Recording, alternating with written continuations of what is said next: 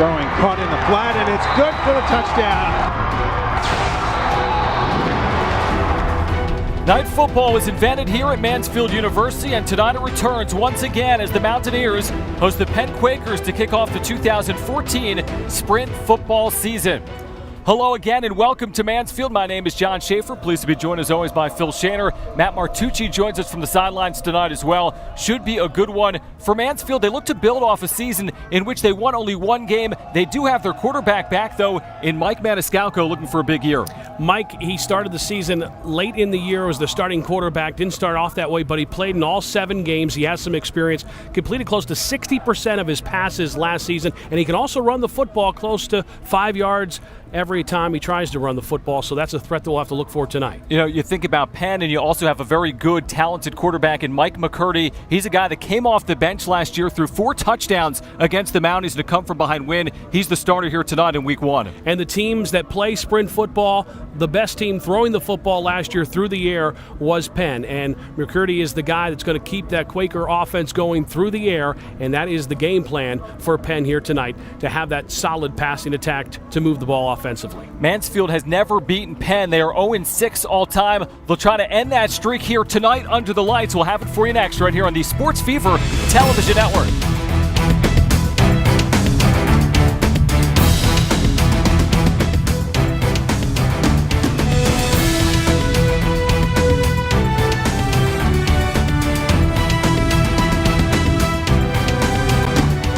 General Fran Hendricks, president of Mansfield University and a member of the class of 1979.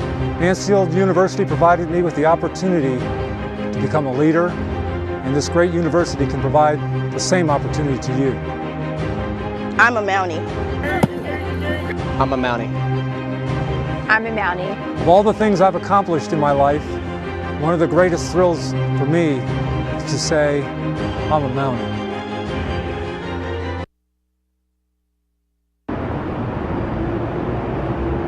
Karen has 459 friends, but none of them made sure she got home okay. None of them suggested she skip the next drink, try a glass of water, or maybe just call it a night. Karen has 459 friends, but tonight, what she really needed was one good one.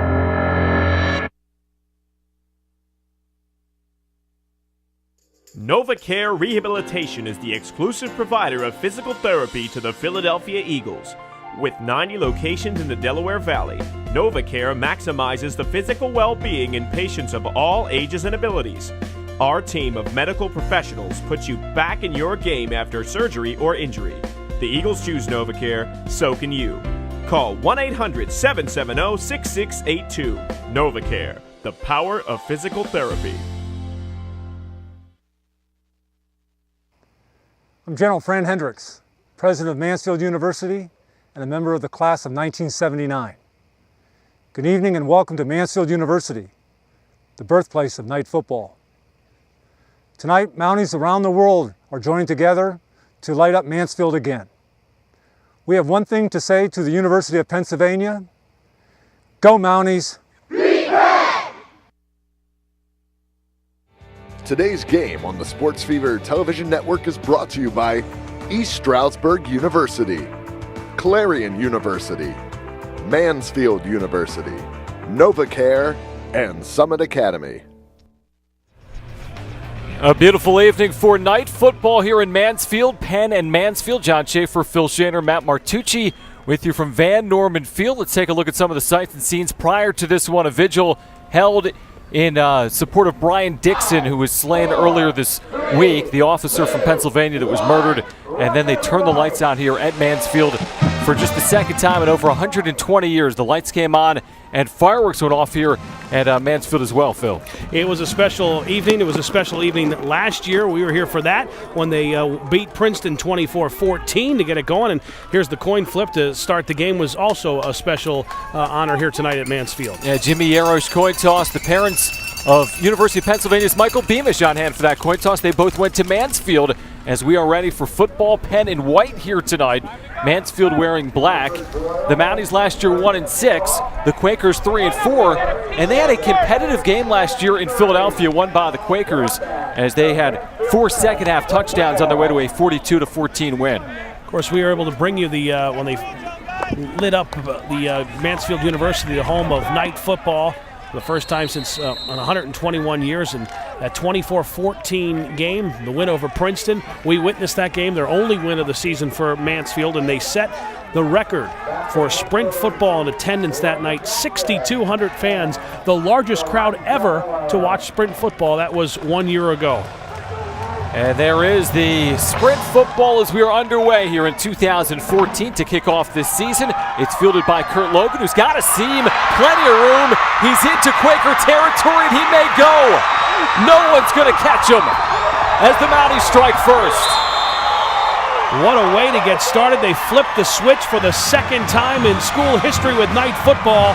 And then some fireworks off the field. There's the fireworks on the field. The kickoff return for the score for Mansfield. What a way to start a special evening. Phil, it took 13 seconds. He went untouched to the house. A return of over 80 yards. And the Mounties, who again won just one game last year, are off to a fast start here at Van Norman Field. The freshman from Central Bucks West shows some speed there. Well, what a way to start the game for the home crowd. All this energy and excitement the second time they light up the field here in Mansfield. You cannot script a better start to the game than running back the opening kickoff. And now the extra point attempt for the Mounties. And this belongs to Brian Janone, who's a freshman kicker. This to make it a 7-0 start for the Mounties. And this kick is perfect. It's 7-0, just 13 seconds in. And again, for Mansfield and Graham Johnson, you really couldn't ask for a better start. Absolutely not. To take back your opening kickoff with all the excitement. It's been a whole day of activities here at Mansfield University. Other athletic events going on at the university. A big crowd here. They lit it up for the first time of night football, the original home of night football. And then here comes the fireworks on the field. You see the speed of all these sprint football players, and if you're not familiar with what sprint football is all about, there is a weight limit. Of course, you have to be under 172 pounds. They make sure that they check body fat content and your weight. They check it. You have to stay under 172 pounds. So everyone on this field in sprint football, John, is pretty much the same. There's no huge 300-pound offensive linemen. They're smaller guys that are out there. They're all even keel, which comes down to a lot of skill. Let's go downstairs to the third member of our team here tonight, Matt Martucci. Well, hey guys, that first touchdown by Kurt Logan was actually standing on the Mansfield sideline before the game started, before we shifted over, and kept saying how badly he wanted to get out on the field, that he wanted to put one in the end zone. So basically, almost like a Babe Ruth on a football field, he called his shot before he did it. Guys? Yeah, it only took 13 seconds, Matt. And the Mounties have struck as Kurt Logan goes over 80 yards for the score. And now Brian Janone, the freshman kicker, will get rid of it at the 35-yard line for the Mounties. A lot of people are going to be curious about sprint football. The word about sprint, a lot of people just don't know about it. A lot of people on campus, a lot of players that come to the universities that have sprint football, and there's only a few that have it. They don't find out about it until they get on campus. Look at this, an onside kick. Who has pounced on this football? And it is the Quakers, and we will look at their starters. We talked about Mike McCurdy in the open. Mike Beamish's parents played at Mansfield, or both went to Mansfield. A look at the other skill positions for the University of Pennsylvania. Their offensive line is a veteran one. There's only one underclassman on the unit for the Quakers who went 3-4 last year. What you see on that offensive line, again, they're with the weight limits, technique is key. Yep. Technique is a skill here. You can't rely on your weight and your size because they don't have it. Everybody is pretty much the same. Take a look as you see all the guys under 172 pounds. So technique is a big thing at the line of scrimmage. This is McCurdy in the shotgun, 4 wide receivers to get us underway for the Quakers. He looks to throw, and he is sacked all the way back at the 45-yard line. That was by Jake Adcroft, the freshman lineman. And a great start here for Mansfield. Adcroft came in there making a big play, and Mansfield's fired up for this football game. You can tell with the onside kick and now here the big defensive play, and not a lot of time to throw the football. Looking down the field, and here comes the heavy pressure coming in for the big sack. So great start, the game for the Mounties, and they've been thinking about playing this game since they started their first practice. They were able to have 14 practices before getting the season started. You could tell they were game planning for tonight. A loss of 7 on the play. This will be a handoff, and not much running room on the play as the handoff goes to Mike Beamish. His parents, again, both went to Mansfield, and the stop was made there by Dylan Flexer, the sophomore linebacker. Here's a look at the Mansfield 4-3 defense. Tim Carr is back. He broke his leg last year. That's a big addition. Anthony Mazzone on the opposite side. This is a very good linebacking core with Underdown, Sukdeo, and Flexer. And a look at the 4 in the secondary as well, as that is a young unit, only one upperclassman for the Mounties. Just about a minute and a half in. This is a 3rd and 17. And again, the quarterback is in trouble, and McCurdy is sacked back at the 46-yard line. 2 sacks on the series, and this one by the aforementioned Tim Carr. Carr comes up there, makes the big play, and a great job by Mansfield defensively. You can see they were ready for this game. Blitzing coming in. Take a look right here. Penn last year, of the teams that played sprint football, were best throwing the football. Mansfield tries to combat that by bringing the pressure, winning the battles up on the line of scrimmage and getting after the quarterback, and they did that twice on that series. Mike Beamish is their tailback. He's also one of the better punters in this league, and he does get this away. It is a booming kick that'll carry out of bounds near the 20. We'll see where they will mark this. It'll be outside the 20, actually up near the 30-yard line. That's where Mansfield will take over with 12:46 to play in the first quarter. Already leading this one by a score of 7-0. Mike Beamish out of Abington Heights High School, the Comets. He was looked at by a lot of Division I schools, a few Division I schools, for his punting ability. He was a good punter in high school and got some looks. Take a look here. Had a little problem getting the hold of the snap, and just gets that off, and maybe just a tad of contact there at the end. Now our first look at the offense for Mansfield as they scored on that opening kickoff return. Maniscalco under center is the senior from Williamstown, New Jersey, who appeared in all 7 games last year. He wants to pitch here as a flag flies. It's a minimal gain on the outside for Trelijah Miller, the sophomore tailback. But again, a flag is down.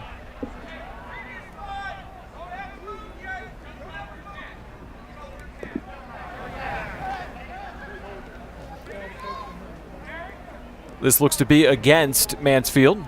Holding. Number 75 in the offense. 10-yard penalty.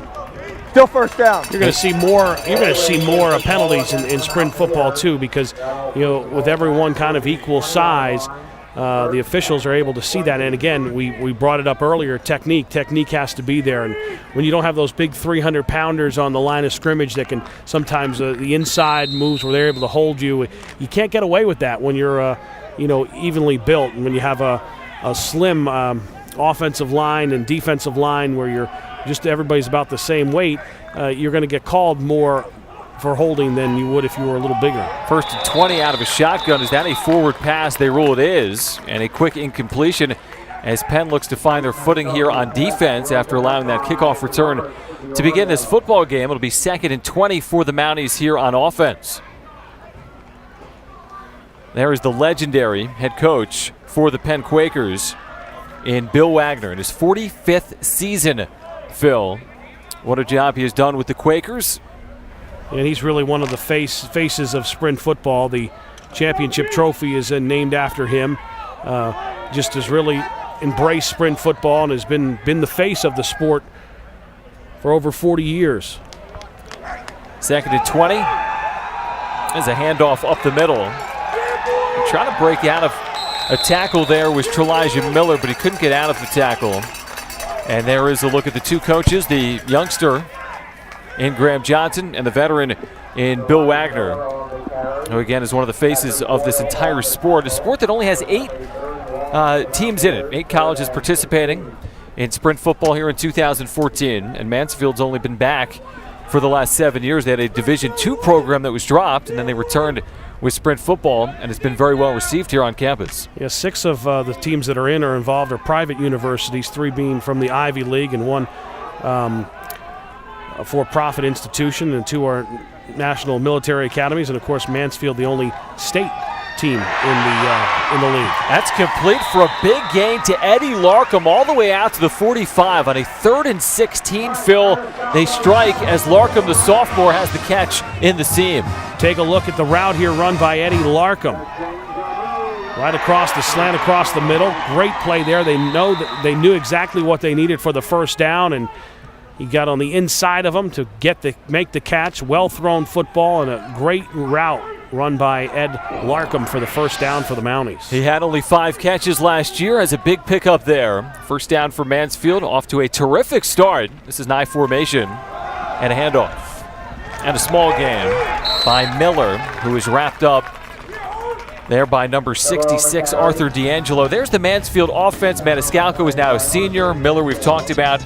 A look at the other skill positions. Then up front, it is a younger unit. 3 freshmen, including the tackles. Both the right tackle and left tackle in Ellers and Torbid are freshmen for Mansfield. You're going to find all different kinds of great stories and great athletes on the field in Sprint football.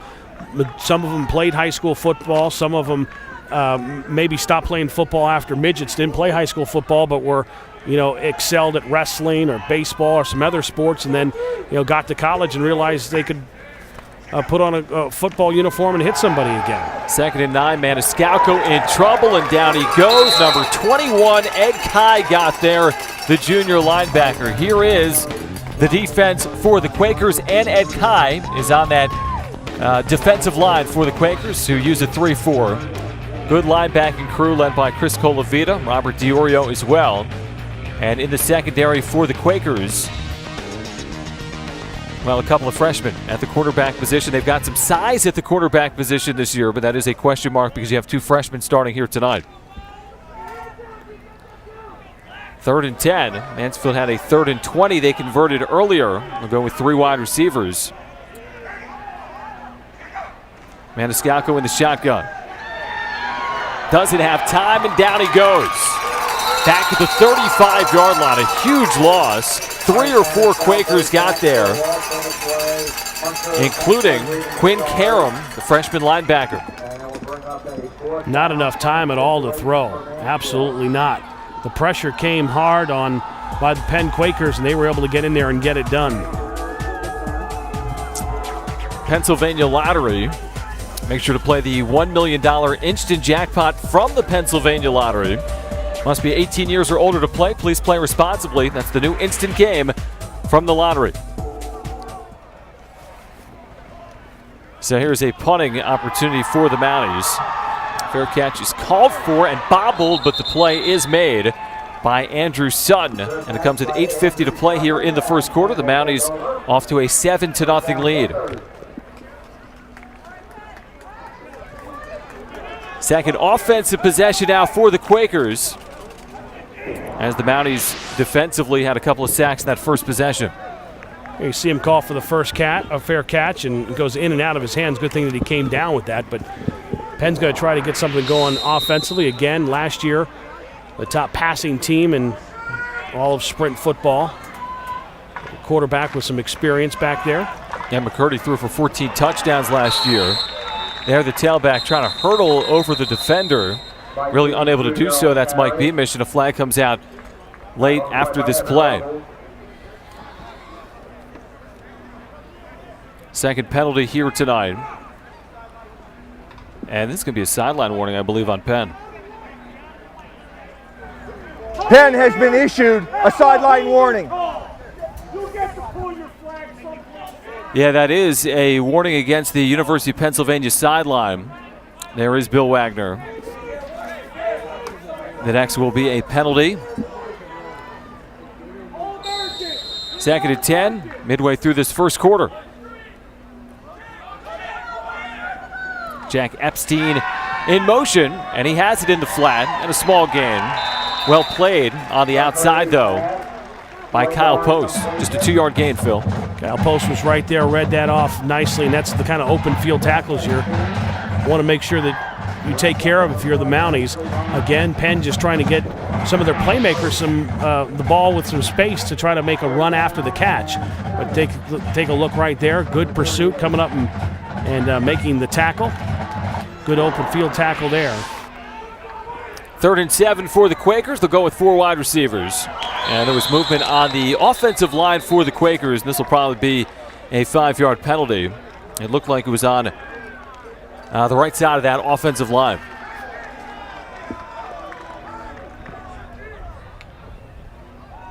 All right, defense, number 5.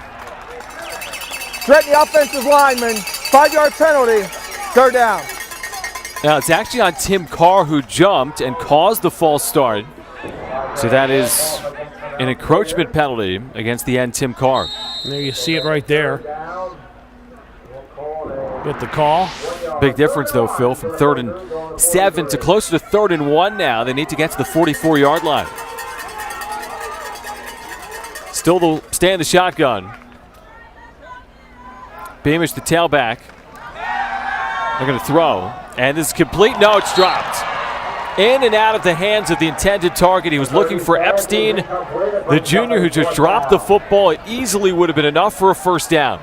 Well, what Epstein did there was he knew that he had room to run, and he turned to run and looked upfield before he watched the ball go into his hands and dropped the football. So it would have been a 1st down and more. He had plenty of running room, probably would have turned into a 15-yard gain, but before he caught the football, he turned and looked upfield and wasn't able to keep it in and catch the ball. Again, Beamish on punting duties. Shorter kick. Not a great Quaker bounce. It'll be down outside the 30-yard line. We're midway through the 1st. Mounties lead 7-0 on the Sports Fever Television Network.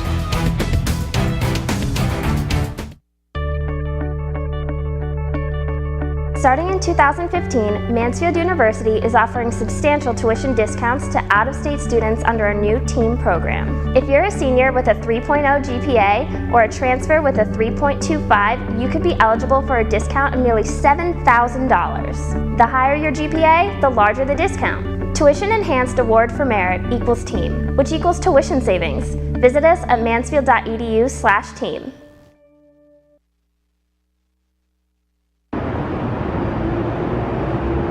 Karen has 459 friends, but none of them made sure she got home okay. None of them suggested she skip the next drink, try a glass of water, or maybe just call it a night. Karen has 459 friends, but tonight, what she really needed was one good one.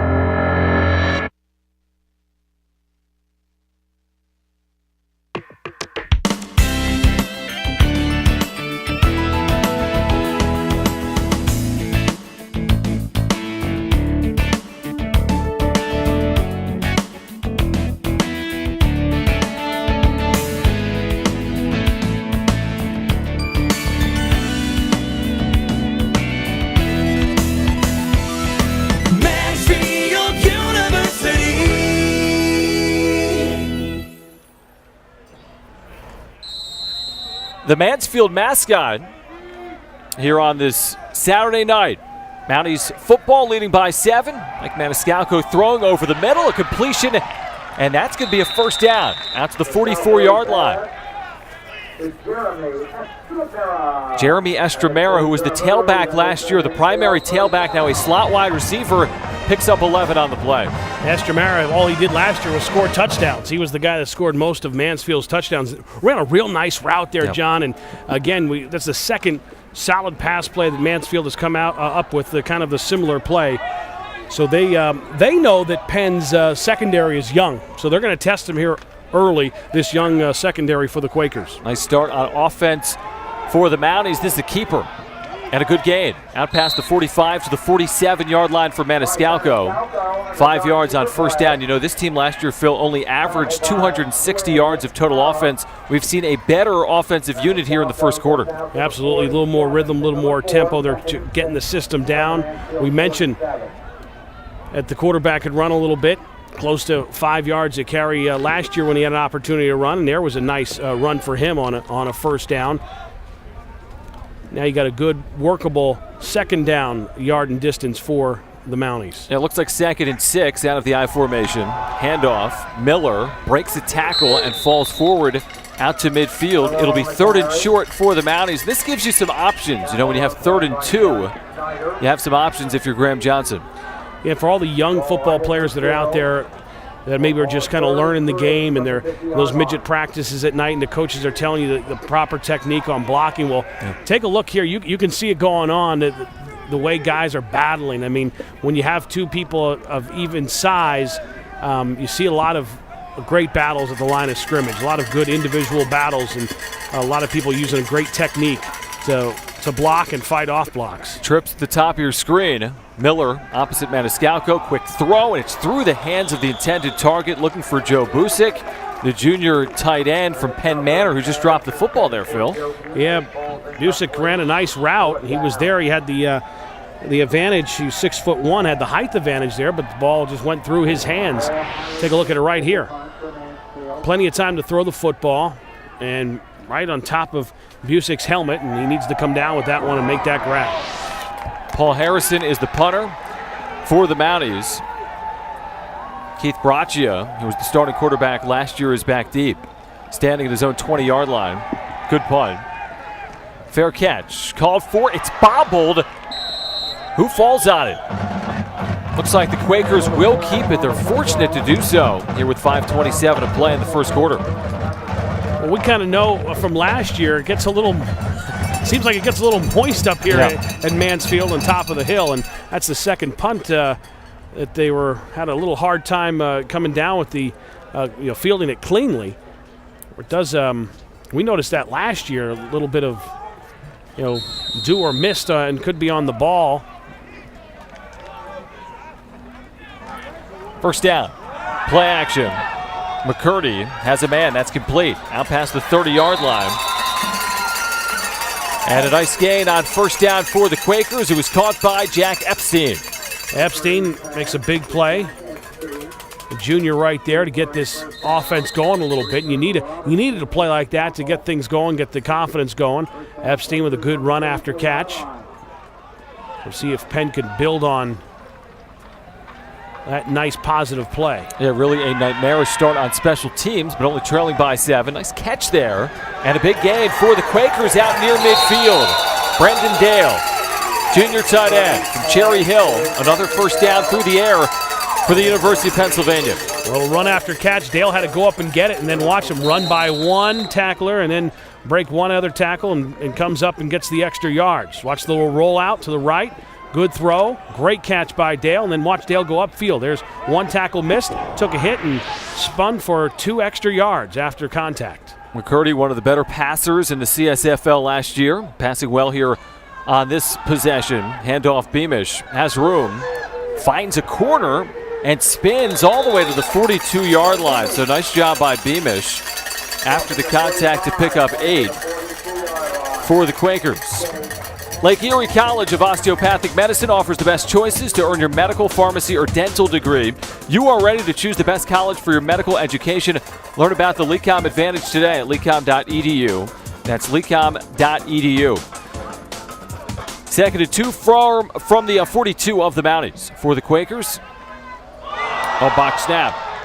McCurdy gets rid of it and gets at least back to the line of scrimmage, if not better. Nice job by McCurdy to find Jack Epstein out near the 40-yard line. Yeah, that could have been really bad for the Penn Quakers. Take a look at the snap right here. A little bit high over his head, but good job by McCurdy to pick it up and roll out and make a completion. Then a good tackle coming up here by Haskell for Mansfield. So there was no advancement after the catch. They're going to have to measure. So he did pick up about a yard, maybe more. We'll see on the measurement. And they're going to be short, but not by a lot, less than a football. We already talked about the 3-time first-team All-CSFL running back. Beamish comes into his senior year, 1,900 yards of rushing. He just needs 70 yards, John, to break the into Penn Sprint Football all-time top 5 rusher list. So this would be a good opportunity on to give him the football. You know, you put 1,900 yards in perspective, there's only 7 games a year, so that's in maybe 20 or 21 games. He's averaging about 100 yards on the ground per game in his career. And Beamish lines up to the right of the quarterback, so it'd be a good time to get him the football. Yeah, multiple tight end set. McCurdy in the shotgun. He's going to keep it. He's got the first down and more. Still on his feet before he's taken down inside the 35-yard line. An ankle tackle, but not before a big gain. The stop was made there by Anthony Mazzone. Well, we all thought that Beamish was going to get the football. So did the Mansfield defense. The nice play action and then the keep by Purity to get the first down. But that was all set up by the play action. Everyone, the linebackers, all bid on the fake handoff to Beamish. They went after him, and there was a hole there for the quarterback to run through and pick up extra yards. Quakers driving. There's a completion on the edge. Caught by Henry Mason, a junior wide receiver from Greenlawn, New York. And the Quakers are moving the football here on this drive with a nice combination of through the air and on the ground, and that's enough for a first down. Henry Mason has the size at 6'2", a big target, and Penn is putting together a nice drive. Take a look at it here. McCurdy going to Mason the entire way, and the big target at 6'2" junior turns his body, and the only place that the ball would go was to him. It was a good pass and catch opportunity for the Quakers. This is a design keeper, and he stood up near the line of scrimmage. So no gain on first down for the Quakers. NovaCare Rehabilitation is southeastern Pennsylvania's leading provider of physical therapy, sports medicine, and concussion management services. For an appointment, call 1-800-770-6682 or visit us at novacare.com. McCurdy, Phil, through the air, 5 of 6, 45 yards.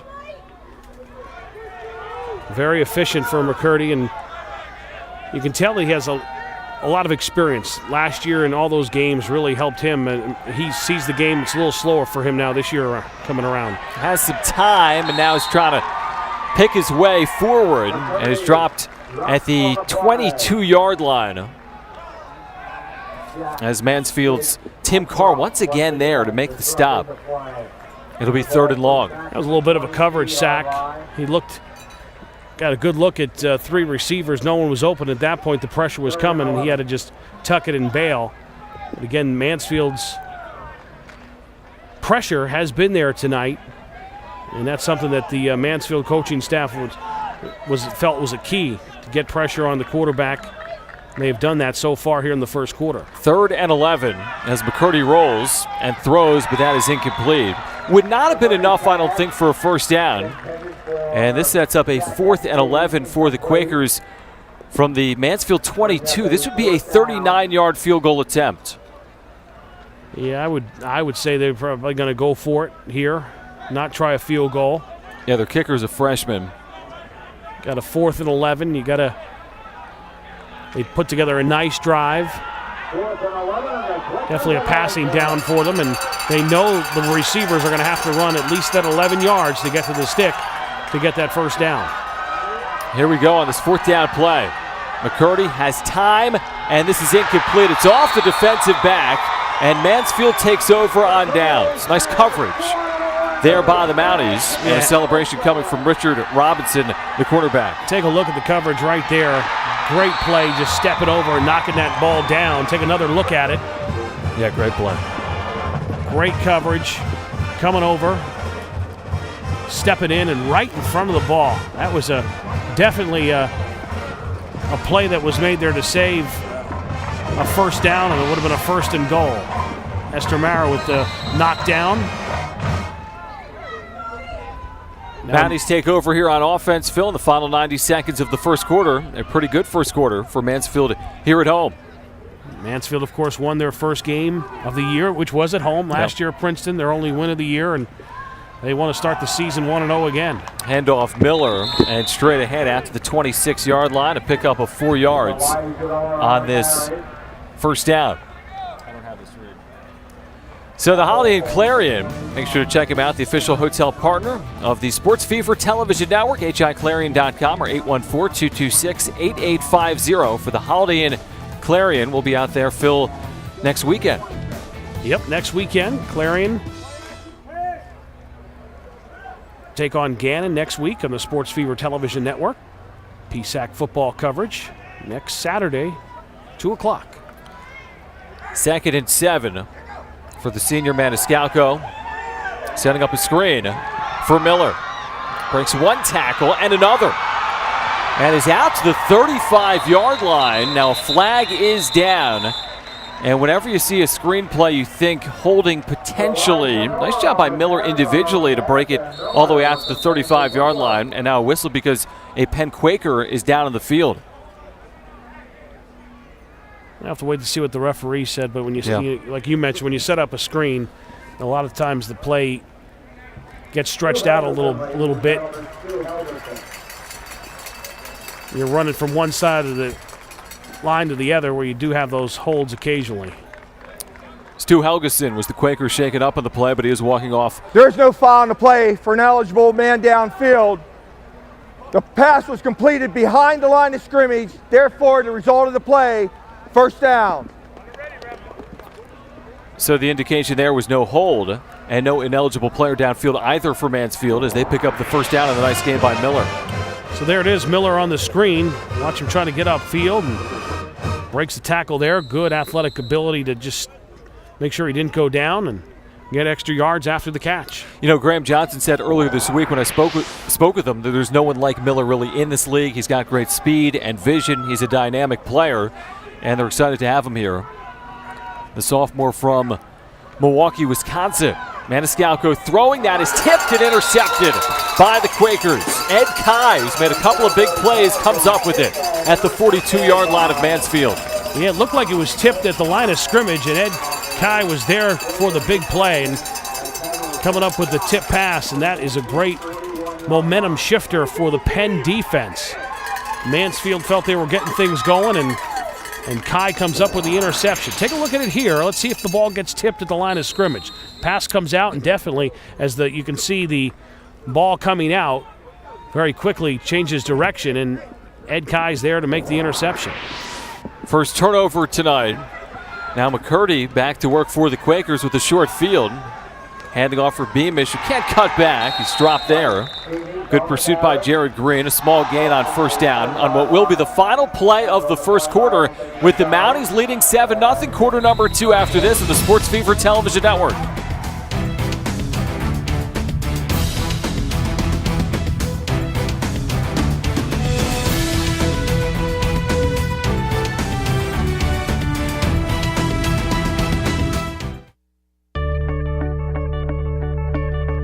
Starting in 2015, Mansfield University is offering substantial tuition discounts to out-of-state students under a new TEAM program. If you're a senior with a 3.0 GPA or a transfer with a 3.25, you could be eligible for a discount of nearly $7,000. The higher your GPA, the larger the discount. Tuition Enhanced Award for Merit equals TEAM, which equals tuition savings. Visit us at mansfield.edu/team.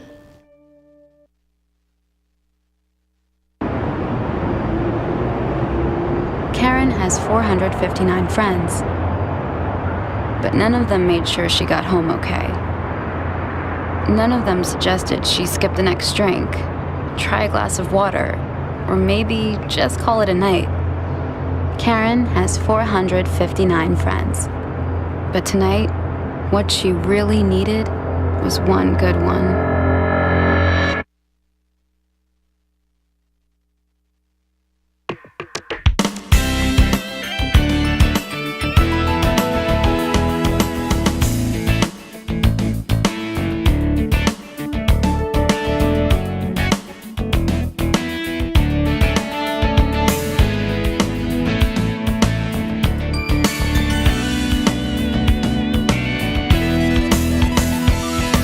Mansfield University.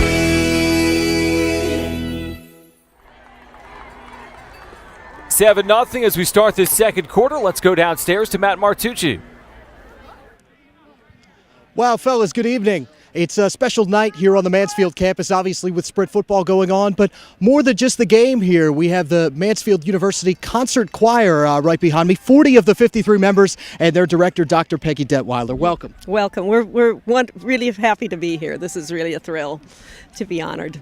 Tell me a little bit about what the concert choir does and how far the reach is all over the world, from what I understand. Yes. Well, they're the touring choir of Mansfield University, and we take a tour abroad every 3 years. And when we go, we try to compete in some kind of a competition because it allows us the opportunity to hear choirs from all over the world and to rise to a certain level of excellence. I find that it inspires the choirs to be in a part of a competition. And I see you have a CD in your hand. Where can we pick that up? Okay. Well, right at Mansfield University. You can write to me, P. Detweil at mansfield.edu, and I'd be happy to send out a CD. And the next performance? We're singing in the Prism concerts this coming weekend. This is a really wonderful event for the university. The whole music department is a part of the Prism concert, and it's an hour of sound from around the hall without applause, and all the major ensembles are part of that. Well, we thank you for joining us. We wish you the best of luck. Thank you. Dr. Peggy Detweiler, fellas, back to you. Thank you so much. A third down incompletion here for the Quakers, so a couple of throwing opportunities for Penn. But now a fourth down coming up for the Quakers. I can't believe that Martucci did not try to sing with the choir. That would have been interesting. Yeah, that would have been nice. But some good stuff there from Matt and the choir. A lot of good things going on at Mansfield University, that's for sure. On and off the field, a lot of exciting things. The choir is always very good. The band is always outstanding. The athletic programs, a lot of pride. Very proud to be a Mountie, the folks at Mansfield University, and they show that time and time again. Beamish with a booming punt, and it's down to the 1 yard line. 14:41 to play here in the first half. We've got some footage. Here, is this from the choir, guys?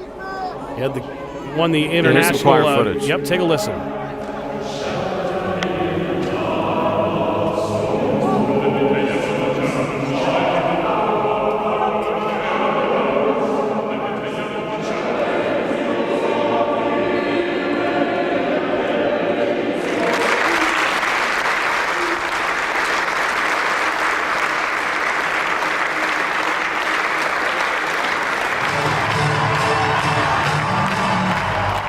Tremendous stuff. Again, we heard from Peggy Detweiler there on the sideline. So this is from the 1, and Miller spins out past the 5, a 4-yard gain, but a flag is down as well.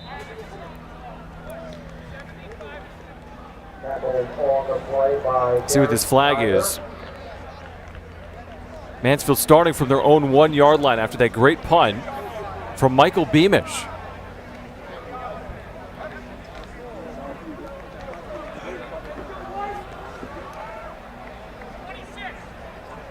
Did we get an indication? There was a hold on Mansfield, so Mansfield there, stay at the 1 yard line. In the first quarter, Phil, very even. 55 yards for Penn, 45 yards for Mansfield. The only score was on that kickoff return for a touchdown to start the game. Again, first down. Miller splitting some tacklers out to the 4, a pickup of 3, giving Mansfield some room there on offense now out of their own end zone. And Miller's the guy to give it to if you're going to try to get out of that area where you're right up against it. So you need to get some room here, some room to operate after that great punt by Beamish. But I've seen Beamish in his high school career at Abington Heights be able to do that, the punt where you get deep down inside the 4 or 5 yard line. He has that. It's kind of like a golfer with his punt. He's able to place that thing anywhere he wants on the field, and that's why a lot of people looked at him as a punter at the next level. Second down, 7 to game. Again, it's Miller, and he is very shifty. Breaks a couple of tackles and is brought down at the 10 yard line. It'll be 3rd and short for the Mounties. And you could see what Coach Johnson was talking about with his ability. Miller's a very special player to have him. Take a look at his run here. What he does, John, all the time is it's tough that first guy. He makes that first guy miss time and time again, and just has a little shifty move right there. And then he cuts to the right, and then he's able to cut back to the left. So the way he runs, his running style, if he can make that first man miss, he's good for 4 or 5 yards a carry. This looks like 3rd and 1. I need to get to the 11. Again, it is Miller, and he's got the first down as he lowers his shoulder and fights forward out to the 12. And that's enough for the first. And that's a big pickup for Mansfield as they move the sticks. Elijah Miller with 3 consecutive carries to begin this drive for Mansfield. Take a look at Miller's carry here. Nice hole to run through, and he actually tripped over one of his own offensive linemen, or he would have went for even more yards in that play. The hole was there, and he kind of danced through it, and his leg tripped up on one of his offensive linemen. So now some room for Mansfield to operate on a 1st and 10 from their own 13-yard line. They'll go empty here. Miller in motion. Fake a handoff. Maniscalco lowers his shoulder and has maybe a yard out to the 15-yard line. Maniscalco, the process with him was sped up when there was an injury last year to Ben Pepper, who we saw start last year against Princeton here to open the season, and they really like his potential here in his senior season. Yeah, came on and, of course, started the rest of the way later in the season for Mansfield, so he has some experience, and that's something that you want to have, a quarterback coming back with some play experience, and that's especially going to build on your system. Then, you add a running back like Miller to the fold, and that sets up your running game, and then hopefully with some experience back at the quarterback position, you get the passing game come around. He was close to 60% pass completion rate last year in the time that he played. He's banged up a bit in 2012, actually had a season-ending injury after the first 3 games. Has time, has a man, and that's complete out to the 40-yard line. A big gain for Mansfield. Jeremy Estremera, who again is the slot wide receiver, and you know where Mansfield is exploiting Penn is right down the middle of this field. Absolutely. Estremera is a big target in the middle of the field. That's the 3rd pass play that they've completed pretty much in the middle of the field. This time on the outside of the middle part of the field before they were slant ends. This one comes across the field, and he's a big target to get him to, and we saw his ability last year to run the football. He was the featured back and scored scored a touchdown just about every game for Mansfield last year. I formation for Miller, who is chugging straight ahead into Quakers territory to the 49-yard line, a pickup of 8. Second level runs, and that's what you like to see, and he got through that hole very quickly, did Miller, and then takes his time and gets through it, and a nice pickup. And that's what Mansfield is excited about. They're excited about playing it, first of all, under the lights. That's exciting because this is where it all started. First night game many years ago, and now it's night football. If they're able to get that running game going and the pass plays that they're putting together in this series is exciting for the Mounties and what they can do this year. A pitch for Miller and a great pursuit there by Penn's Quinn Karam, the freshman linebacker, who's made a couple of good plays here tonight as Miller looked to have some room, but Karam was able to make the leg tackle. Karam also from Abington Heights, just like Beamish. The word has gotten out at Abington Heights of sprint football. There's a lot of sprint football players from Abington Heights playing in this league at different teams. This league has really been dominated over the years by Army, 21-time champion. They won it last year as well. 7-0 Mounties. Inside 10 minutes to play in this first half. Trips on this near side. Another handoff for Miller. He's got a decent gain down to the 46-yard line. And that's going to be enough to move the chains. So they run it on 3rd and short and pick up 3. They needed 2. Take a look at the play here. Miller again, good explosiveness, trying to get through there and move the chains. Was able to do that, just keep this drive going. An impressive Mansfield drive.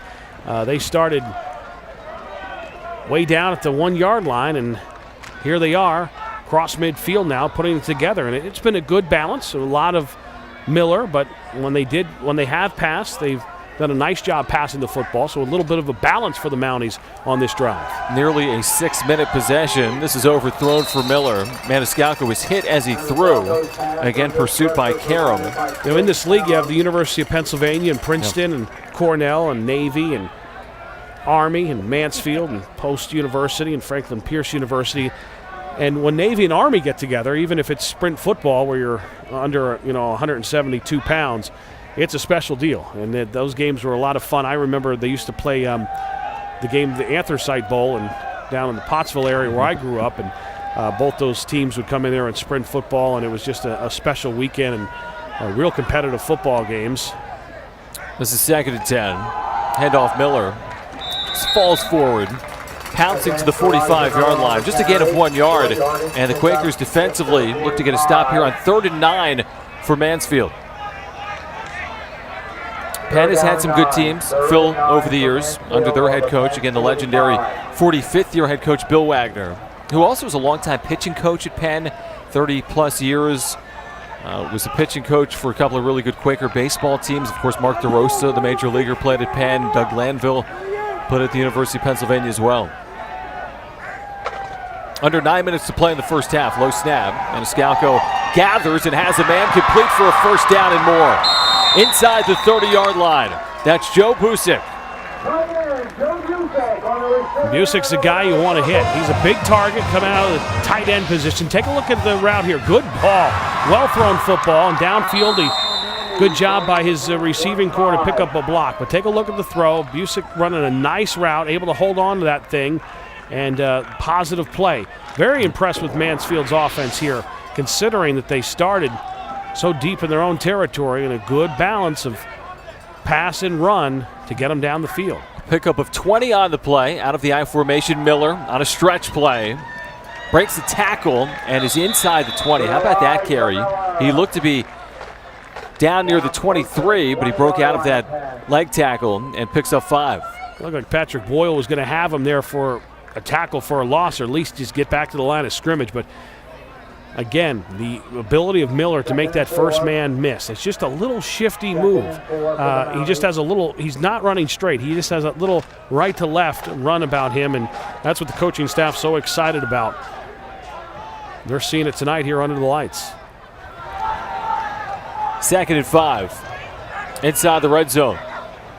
Just inside the 20. Design keeper. And Maniscalco just a couple of yards. Couldn't fully get away from the defensive pursuit. Tackle made by Derek Schneider, the junior linebacker. Schneider did a good job, good discipline there, was able to hold his ground and make sure it play didn't go for any more yards. Take a look at Schneider coming up the linebacker. Schneider actually started going to the right, and then watch the pursuit, the catch-up speed to come and get the quarterback from behind. Nice play by Schneider. Phil, this is 3rd and 3. Penn's defense has been out there forever. This is an 8-minute drive. They can get a stop here. 7-0 Mounties on the opening kickoff return for a touchdown. Miller in motion will take the handoff on the sweep. Cut upfield. He's got the first down. And more inside the 5. The explosive Trelijah Miller extends the drive. Miller with a great run there. We see a great individual effort by Miller. Take a look at it. The sweep to the right. There he picks up some good blocks at the line of scrimmage, and then just the speed to get down the field, and really a shoestring tackle, or he would have been in the end zone for 6. Making that tackle, Karam saving the touchdown. Karam was able to just hold on to his foot and get him down at the 4. 1st and goal for the Mounties. They've gone 95 yards in over 8 minutes on this possession. Looking to make a 2-score lead. Miller up the middle, and Miller is just shy of the end zone by maybe a half yard, Phil. What an impressive drive here by Mansfield to go, eat up the amount of clock they've eaten up. Here's the look right here, trying to just bowl his way into the end zone and gets down to the 1-yard line. So they've gone from the 1 on their own side of the field to now the 1 on the Penn side of the field. Impressive drive, a good balance in this drive. They ate up a lot of clock, and this is something that they can really build on. Miller in the eye, and he loses the football and the Quakers come up with it. That is not what you want to see. That is not the ending you want to see to an impressive 99-yard drive. That was the last thing that you wanted to happen. Miller has the football and just had a hard time getting it on the exchange, on the handoff. He lost it before he even took off, and Keith Bracek came up with it. Yeah, Bracek comes up, right place, right time for Bracek, just falls on it, and what a break for the Quakers. And now the disappointment for Mansfield, putting together that impressive drive we just spoke about, starting at their own 1-yard line, driving the length of the football field, and that's how it ends, with a turnover, fumbling the football in your own end zone. 98 yards in over 9 minutes, and you come up with no points. That's tough. That is tough to swallow for the Mounties. So Penn has had the difficulties on special teams, has allowed all the yards, but they only trail by 7 points as they take over here. And Beamish with a big gain out past the 25. That's a 6-yard pickup. And now you feel the momentum swing to the Quakers after getting that stop and the turnover. Each team has turned it over once here tonight. Absolutely. And the offense is excited to be on the field because the fact that, Mansfield held on to the ball for 8 minutes there, and now Penn has the football, and it was a good run. Take a look at the fumble here. Again, it was where it all went down was on the handoff exchange. Miller never clearly had it. By the way, that's 2 turnovers against Mansfield, none for Penn, so that's a big storyline here as the pass is caught, again by Epstein, his 4th catch tonight for the Quakers, and a first down to the 35-yard line. The tackle by Jones, or Epstein would have had a good run after the catch. Jones came up and made a good open field tackle on that play. But you're right, John. I think now the momentum is turning a little bit towards Penn. Now they're trying to build off that break that they got, the fumble in the end zone. They're now trying to get things going offensively and get some rhythm. First down for the Quakers. And McCurdy hands it off. Beamish breaks the tackle, lowers his shoulder, and is out to the 40-yard line. Some tough sledding and running there for Beamish on the interior. I'll say Beamish right there is not afraid to lower his shoulder at 5'8". The senior has been running over 1,900 yards in his career, has run a lot, played a lot of football as a senior, and been playing since his freshman year, and lowers the shoulder, gets the extra yards. 2nd and 5. For the Quakers, who took over after that turnover. Play action. Wide open in the flat. And it looks like maybe enough for a first down. It's caught by Brendan Dale, his 2nd catch, to the 45-yard line. That's where they needed to get to. And he carried some defenders with him, an extra yard as well at the end of this play. Freeze the linebackers with that play action right there to Beamish going to the direction. And then, of course, Beamish went one way and the play went the other way to Dale, able to come up with the catch and able to stay on his feet. Again, the missed tackle there by the Mounties enables Penn to get an extra 3 yards after the catch. Overflow crowd here tonight at Mansfield as the stands are filled and the lawn is filling up as well. Beamish takes a defender with him as he picks up 5. You got to wrap Beamish or he's going to take you for a ride. It's like going to the amusement park. If you don't stay low and wrap on him, if you don't wrap, well, he's going to take you for 2 or 3 yards with him, and that was the case there. Last year, right here, the record for the largest crowd ever to watch sprint football right here, Mansfield University, over 6,200 fans, and a good crowd tonight. A lot of people taking advantage of the stadium with the lawn seating where they can enjoy themselves on a Saturday night under the lights. Inside 3 minutes to play here in the first half, and another completion out to Dale, his 3rd catch tonight. They're going to say he's down at the 46-yard line of Mansfield. That is short of the first down by a yard. It will be a 3rd and short. They like to get Brandon Dale the ball with some running room, trying to get him to the outside. That's what you do with your playmakers. Take a look here. Little play action. They roll to the right, and Dale's open. So the way to get the ball to Dale, they love to run the play action, take him the other way. I don't know if his knee was down there or not, but Dale trying to fight for some extra yards in that play. As the keeper, and McCurdy's got the first down to the 41-yard line. Yeah, good decision to keep it. Had the lane, needed a yard, picked up 5. Penn is driving still with 3 timeouts with 2:12 to play in the half. McCurdy again with a play action. And a good choice. Was able to go to the right side of the line to get what they needed for the first down, and the Quakers continue to build on this drive. First down for the Quakers in Mansfield territory, trailing by only 7. 4 wide receivers as McCurdy rolls, and again it's Dale. A small gain down to the 37-yard line, a pickup of 4. And he got out of bounds as well on the play as the clock stops at 1:46. McCurdy on the little bit rollout, and Dale moving as well, coming towards the sideline. It was a nice play for a couple of yards, but again, maybe sensing that they're maybe setting something to go down the field, a little more vertical here. Sending 3 wideouts to the right now, John, so I think they might take a shot a little deeper down the field. As McCurdy on the rollout.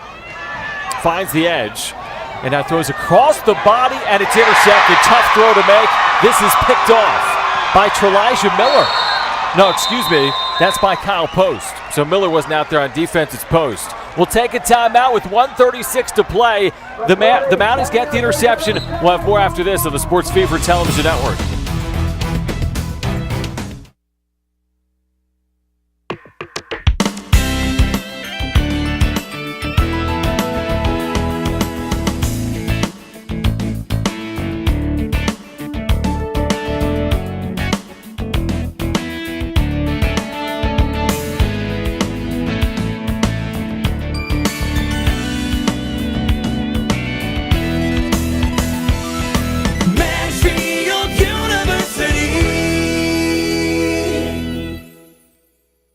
Every school teaches the basics, gives out homework, and prepares students for life.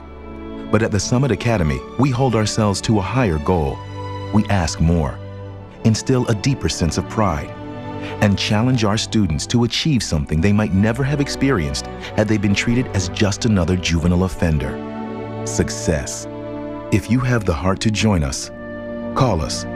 The Summit Academy, where pride still matters.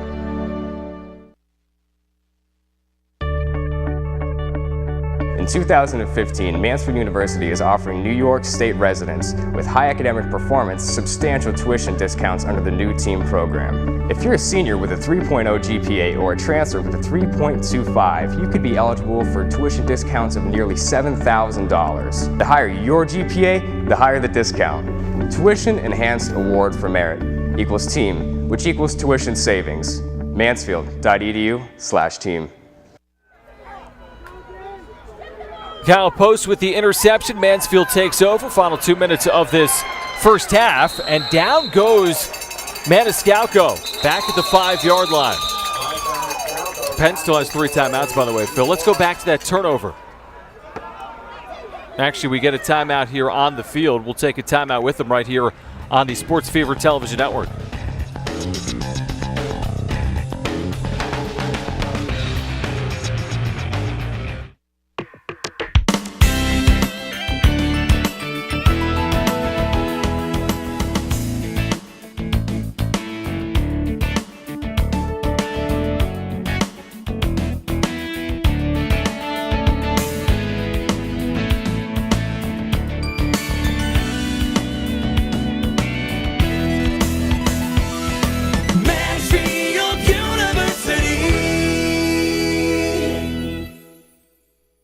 Every school teaches the basics, gives out homework, and prepares students for life. But at the Summit Academy, we hold ourselves to a higher goal. We ask more, instill a deeper sense of pride, and challenge our students to achieve something they might never have experienced had they been treated as just another juvenile offender. Success. If you have the heart to join us, call us. The Summit Academy, where pride still matters.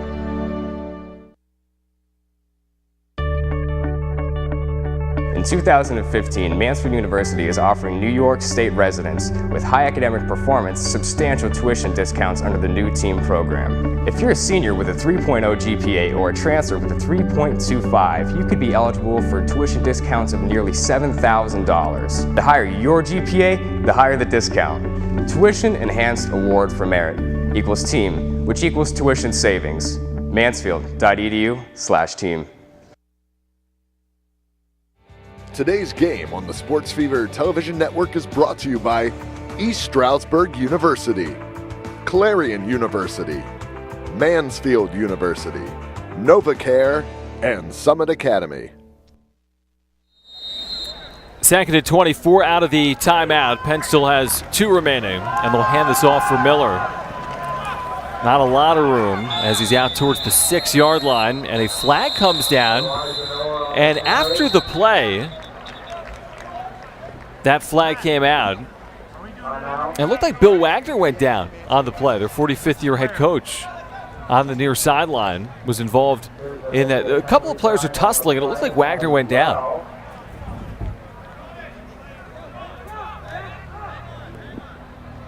Wagner, one of the assistants, I'm not sure who it was. The play was over. Personal foul, unnecessary roughness, number 21 on the offense. Half the distance to the goal, down counts, 3rd down. That's on Kurt Logan. So we look again over to that Penn bench.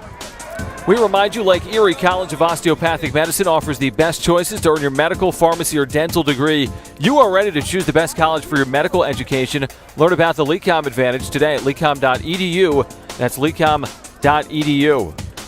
So the story of this first half, the way to start the game with the opening kickoff for the touchdown, the 84-yard kickoff return, and then after that, some solid drives that have ended in turnovers. The last one, coming by Penn, they were driving down the field, and then the interception by Pope. And take a look at it, throwing across his body right here, and Pope just comes up and steps right in front of the receiver for the big interception there. And then the fumble that was made by Mansfield after they drove 99 yards down to the 1. Another timeout taken by Penn. We'll take it with them right here on the Sports Fever Television Network.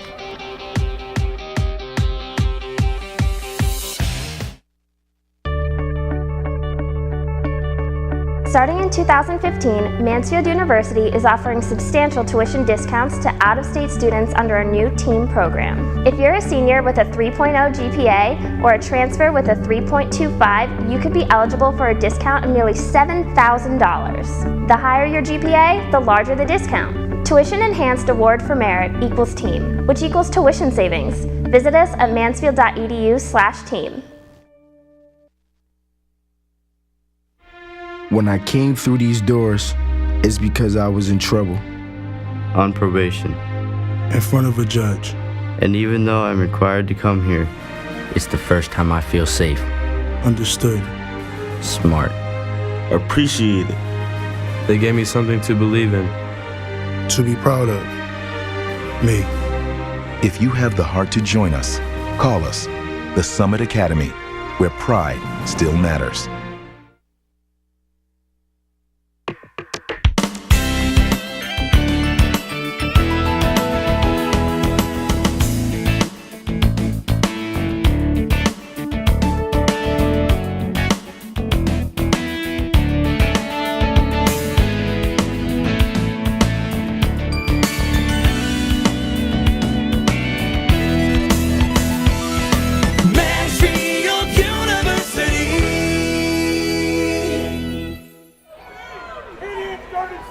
Third and 24 for the Mounties late in this first half. And it's Miller on the handoff. Spun out to the 6-yard line. I would think Penn would use their final timeout in this spot, and they will take a timeout with 1:14 to play. Stopping the clock, they will get the football back. Trailing just 7-0. They have withstood a couple of lengthy drives here in the first half from the Mounties. The Pennsylvania Lottery hitting the jackpot could be just a scratch away. Play $1 million instant jackpot from the Pennsylvania Lottery with 5 top prizes of $1 million and over $76 million in cash prizes. Must be 18 years or older to play. Please play responsibly. And Phil, looks like the Quakers are going to have some time here, still with over a minute to play. Let's go back downstairs to Matt.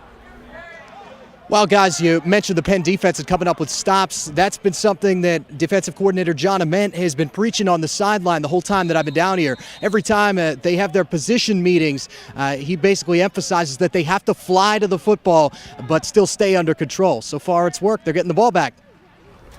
Yeah, they have gotten stops, and they've needed to get stops here tonight, Matt. A fair catch is called for. This is botched again by the Quakers, and the Mounties pounce on it. Can you believe this?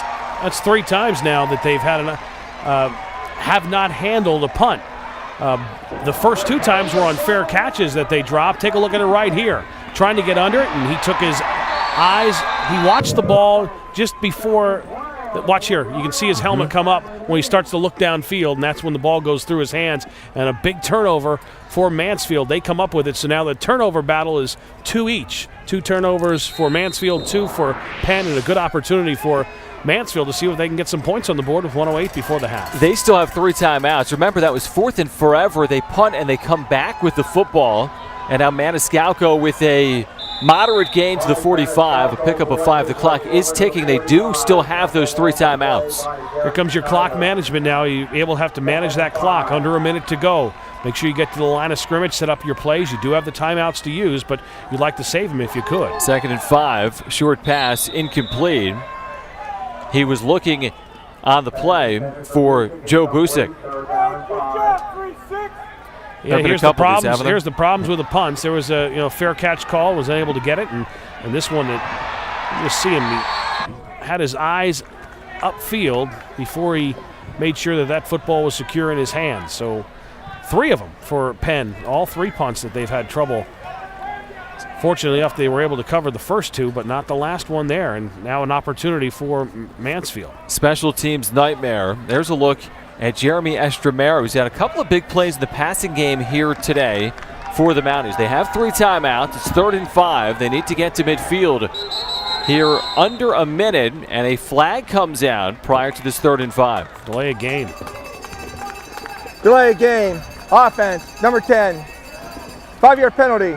3rd down. And you're dealing with your clock management. We just mentioned that a second ago, and you got a quarterback there with some experience, but this is where you really you're even asked to do more as a quarterback. You're asked to do so much as a quarterback normally, but anytime you're under 2 minutes or a minute when you're in this hurry-up offense, you really, as a quarterback, have to focus in and lead your team, make sure you don't have delay of games and you have proper clock management. Obviously, Graham Johnson not thrilled. Now 3rd and 10. They're going to hand it off for Miller on a pinch. Cuts off field and gains 7 out to the 47-yard line, but it will be 4th down. Clock ticking. Mansfield has 3 timeouts. See what they elect to do on 4th down. I'd be interested to see if Miller could throw the football, because it almost looked like he kind of looked downfield there for a second on that pitch. Take a look here. The pitch comes out, and watch Miller's eyes right there, kind of, even the way he held the football, it almost looked like he was going to stop and throw that football downfield. He had a receiver who wasn't open. They did cover that. Penn did a good job with assignment football, staying with their guy. Looks like they won't even take a shot here on 4th and 3 in the waning seconds of the first half. They are content to go to the locker room leading 7-0 after that game-starting kickoff return for a touchdown. That's the only score we've had here tonight. It is 7-0 Mounties at the break under the lights here from Karl Van Norman Field. So a good start for Mansfield. They could have more than just 7 points here tonight, but they are at the locker room here, Phil, with a 7-0 lead. Yeah, Mansfield's offense did some nice things. That was an impressive drive when they went 99 yards down the field. It ended with a very big disappointment when they were 1 yard away from a score and the fumble. That was disappointing, but I think there are some positive things for the Mounties to build on here in the second half, and we'll hear from Coach down on the sidelines. We'll be interested to see what he has to say. Yeah, Graham Johnson is on field right now with our very own Matt Martucci. Coach, quick start in the first half, but then some missed opportunities. Thoughts? We're a young team. We have some young guys playing on offensive line and young guys in the backfield. We're just trying to settle down right now and kind of find our way. We had a really nice drive out of our own end zone. We were able to move the ball all the way down into scoring position, but came up a little bit short.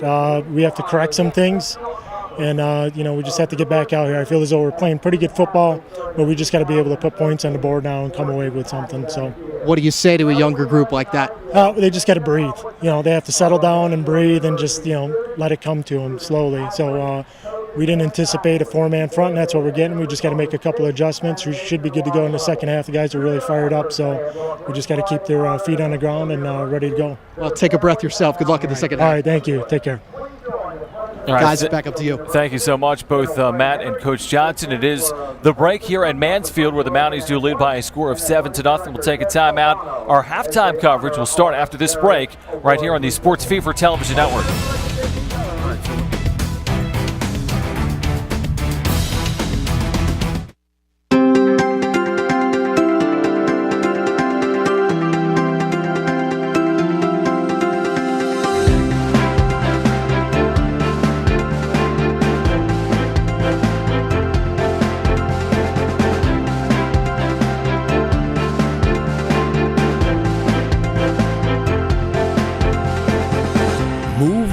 were meant to. Lee-Com Sports and Orthopedic Medicine. I'm General Fran Hendricks, President of Mansfield University and a member of the class of 1979. Mansfield University provided me with the opportunity to become a leader, and this great university can provide the same opportunity to you. I'm a Mountie. I'm a Mountie. I'm a Mountie. Of all the things I've accomplished in my life, one of the greatest thrills for me is to say, I'm a Mountie. NovaCare Rehabilitation is the exclusive provider of physical therapy to the Philadelphia Eagles.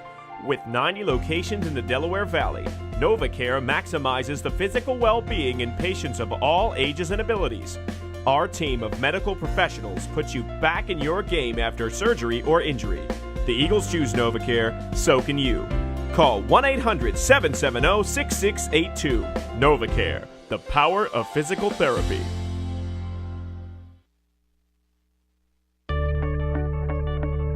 In 2015, Mansfield University is offering New York State residents with high academic performance substantial tuition discounts under the new team program. If you're a senior with a 3.0 GPA or a transfer with a 3.25, you could be eligible for tuition discounts of nearly $7,000. The higher your GPA, the higher the discount. Tuition Enhanced Award for Merit equals team, which equals tuition savings. Mansfield.edu/team.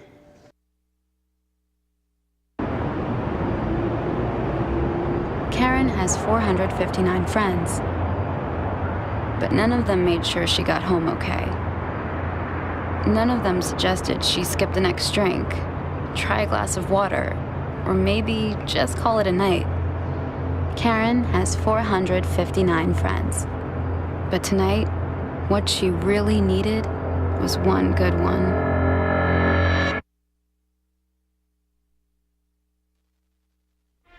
When I came through these doors, it's because I was in trouble.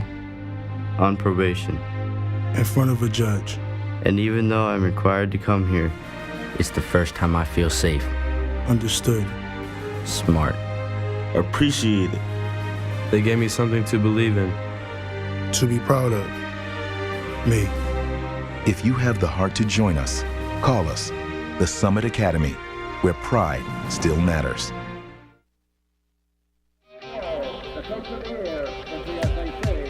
Halftime at Van Norman Field. Mansfield leading by a score of 7-0 over Penn. John Schaefer, Phil Shaner, and Matt Martucci on a busy Saturday here at Mansfield University, where they've had athletics all day long, Phil, and a soccer and field hockey game, in fact, earlier today. Let's take a look at some of those highlights.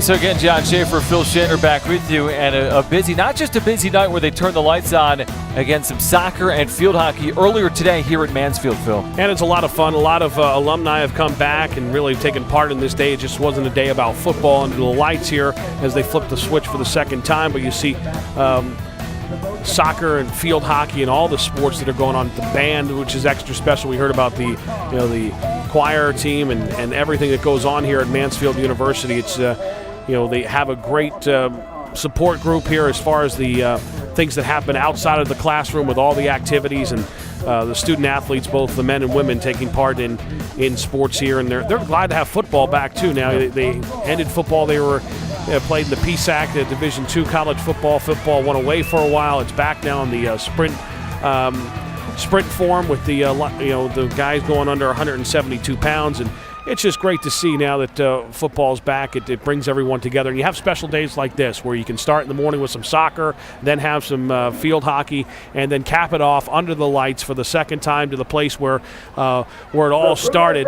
The first ever night football game after 121-year absence back at Van Norman Field here at Mansfield University. And last year they lit it up again and got the win over Princeton 24-14, and right now have a 7-0 lead at the half over Penn. So they would love to go 2-0 under the lights where night football first started many years ago, over 100 years ago. Yeah, that's right. We were here last year for the opener, and they took down Princeton. Mansfield really routing Princeton on that night. Here, a more competitive game. This is a game that Penn last year scored 42 points down in Philadelphia. Mansfield here in 30 minutes has held Penn scoreless. Yeah, I mean, Mansfield had a great scoring opportunity where their offense was going, and Penn had their offense going until the interception. So that's what you had. And the Mansfield University band is always something very special, but let's take a look at some of the action in the first half, and this is the way to get things going, the opening kickoff. Kurt Logan goes 84 yards for the touchdown, our only points of the night, and then the interception coming up right there. Penn Quakers with 2 turnovers, and then Mansfield, there's the second one. That was in the end zone where they were knocking on the door 1 yard out, and then Post comes up with the interception. Post steps in front and makes the big play. And then the problems with the punts gave Mansfield an opportunity at the end of the first half, but they weren't able to cash in. They hold that 7-0 lead. 7-0 Mansfield leading. More halftime coverage after this break of the Sports Fever Television Network.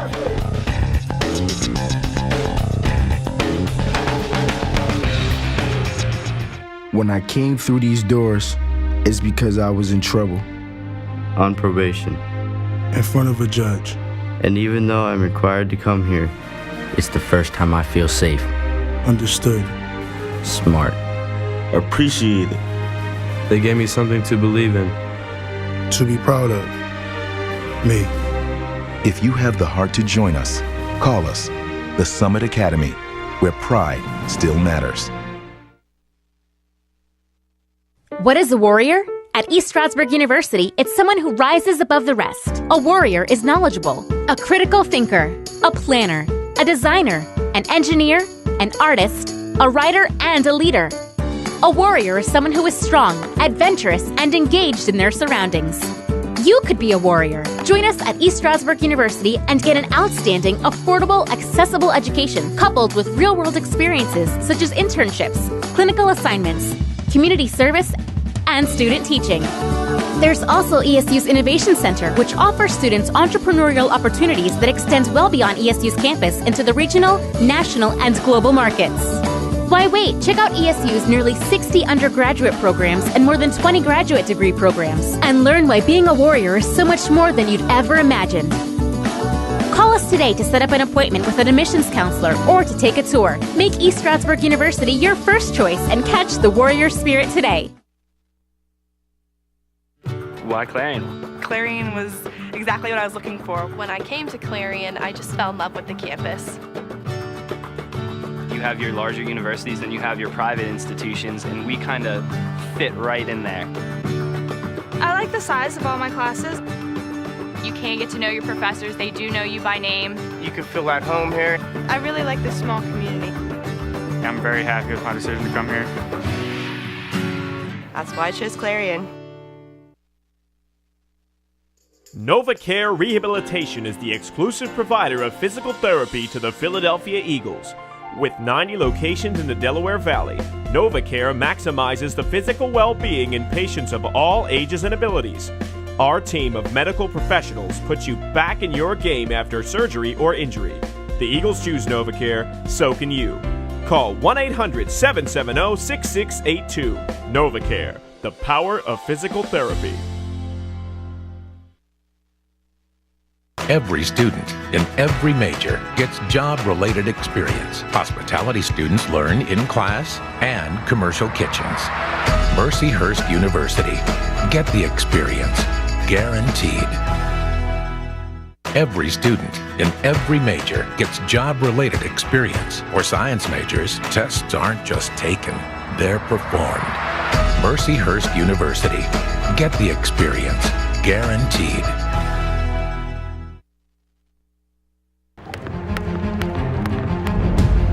Success doesn't come easy, but with determination, it comes often. We are all Americans, national champions, scholars, and successful alumni who bleed borough pride. We are Fighting Scots. And at Edinburgh University, we create champions on and off the field.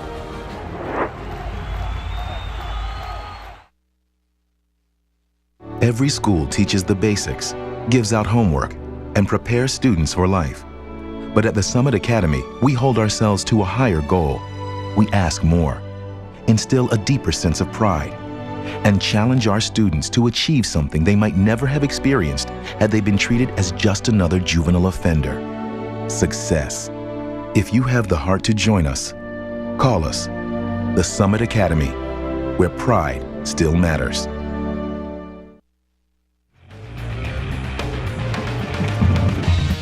Halftime at Van Norman Field. Mansfield leading 7-0 on this gorgeous Saturday night. And our very own Phil Shanner is on field with some special guests. Phil? All right, thanks a lot very much. Pennsylvania State Systems Chancellor Frank Brogan with me, and of course the General Hendricks. And we are excited about this choral team. We saw them on earlier. I was a little disappointed that they didn't sing, but this is a great honor for the university. And what to win this competition is something special. It's truly something special. Peggy Detweiler and her chorus represent not only the region, but the state and the nation here recently, winning those 3 gold medals. Isn't that awesome? And what a great honor. And Peggy, you talked a little about earlier. You have that CD, and we saw your team sing. The work that goes in on this is pretty amazing, and a great honor for Mansfield. Just kind of adds to all the other great things that are happening here at this university. Thank you. Yes, we tour internationally every 3 years, and it takes over a year to prepare for a tour like that. And I was really pleased that 53 students could attend and participate, and they sang their hearts out. And our goal always is to sing as well as we can, and the frosting on the cake is to win, some medals and to be recognized among the great choirs of the world. Well, congratulations and a great honor. And General, you're proud of that, and you're proud of everything that's happening on the campus. Athletically, things are going great. In the classroom, things are going great. Everything in your vision is taking place, the things that you thought that you wanted to have when you took the job and took over here, your alma mater, 1979 grad. The things working out the way that you planned them to?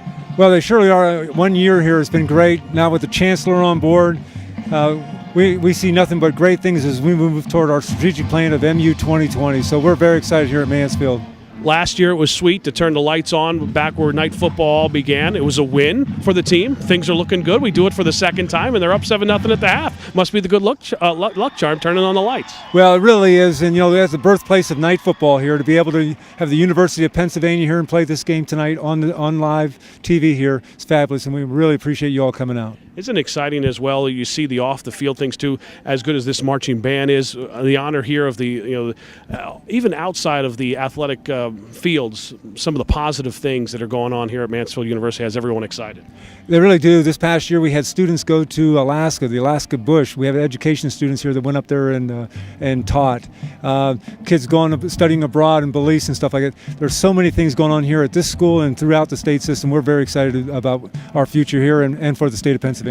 General, thank you a lot. We appreciate you joining us. We're glad to be here again tonight. Now we turn things over to, he's a new face here, the Pennsylvania State Systems Chancellor, Frank Brogan, and big job. You have 14 universities, over 100,000 students. You come from Florida, so I want to know first bat, Florida football, Pennsylvania football. How do you decipher the two? For a guy who is just legitimately a football junkie, makes no difference to me. The state, the place, and I'm so proud to be the chancellor for now a year of this state university system. 14 incredible jewels each that make up this crown, and tonight here at Mansfield is a perfect example of what it's all about. And I'm envious of the general because he is a president. Having been a president, I know what it feels like to be on a campus with your students, your faculty, your staff, and the things that are going on here are just wonderful. We're very proud of Mansfield. Happy University coming on that 1 year anniversary in like a week or so of taking over. The excitement. You were here all day. You and your family, you were able to help take part, as we saw in the beginning, of flipping that switch.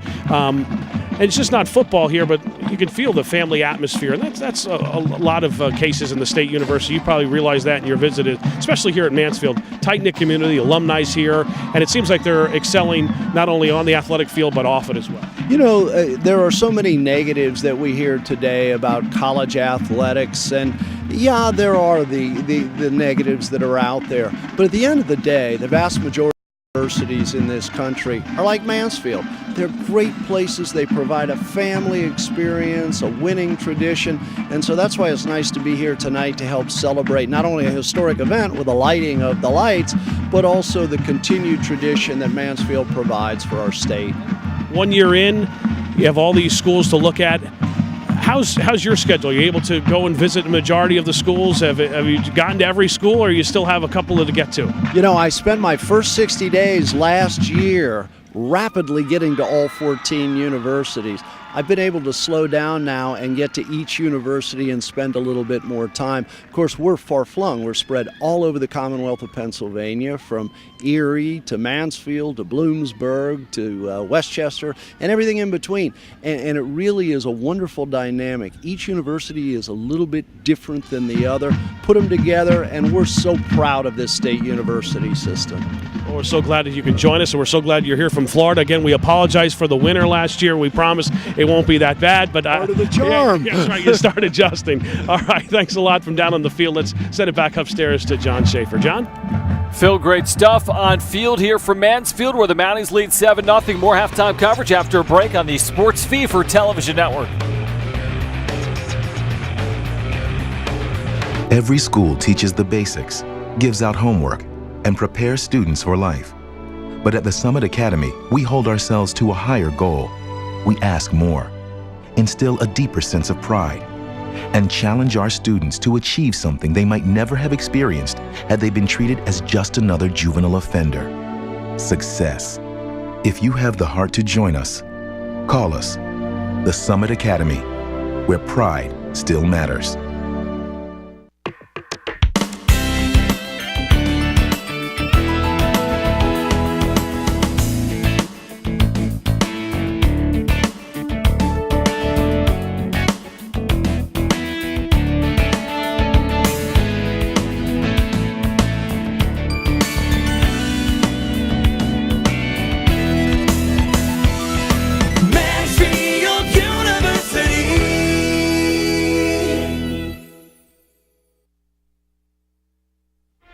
When I came through these doors, it's because I was in trouble.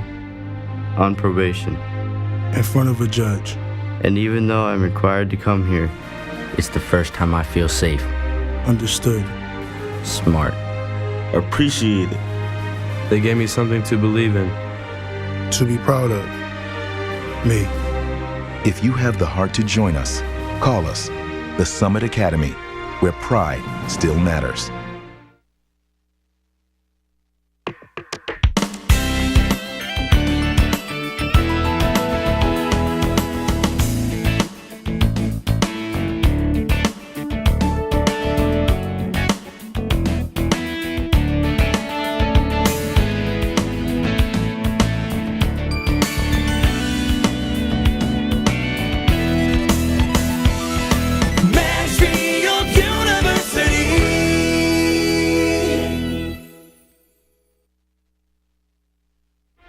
When I came through these doors, it's because I was in trouble.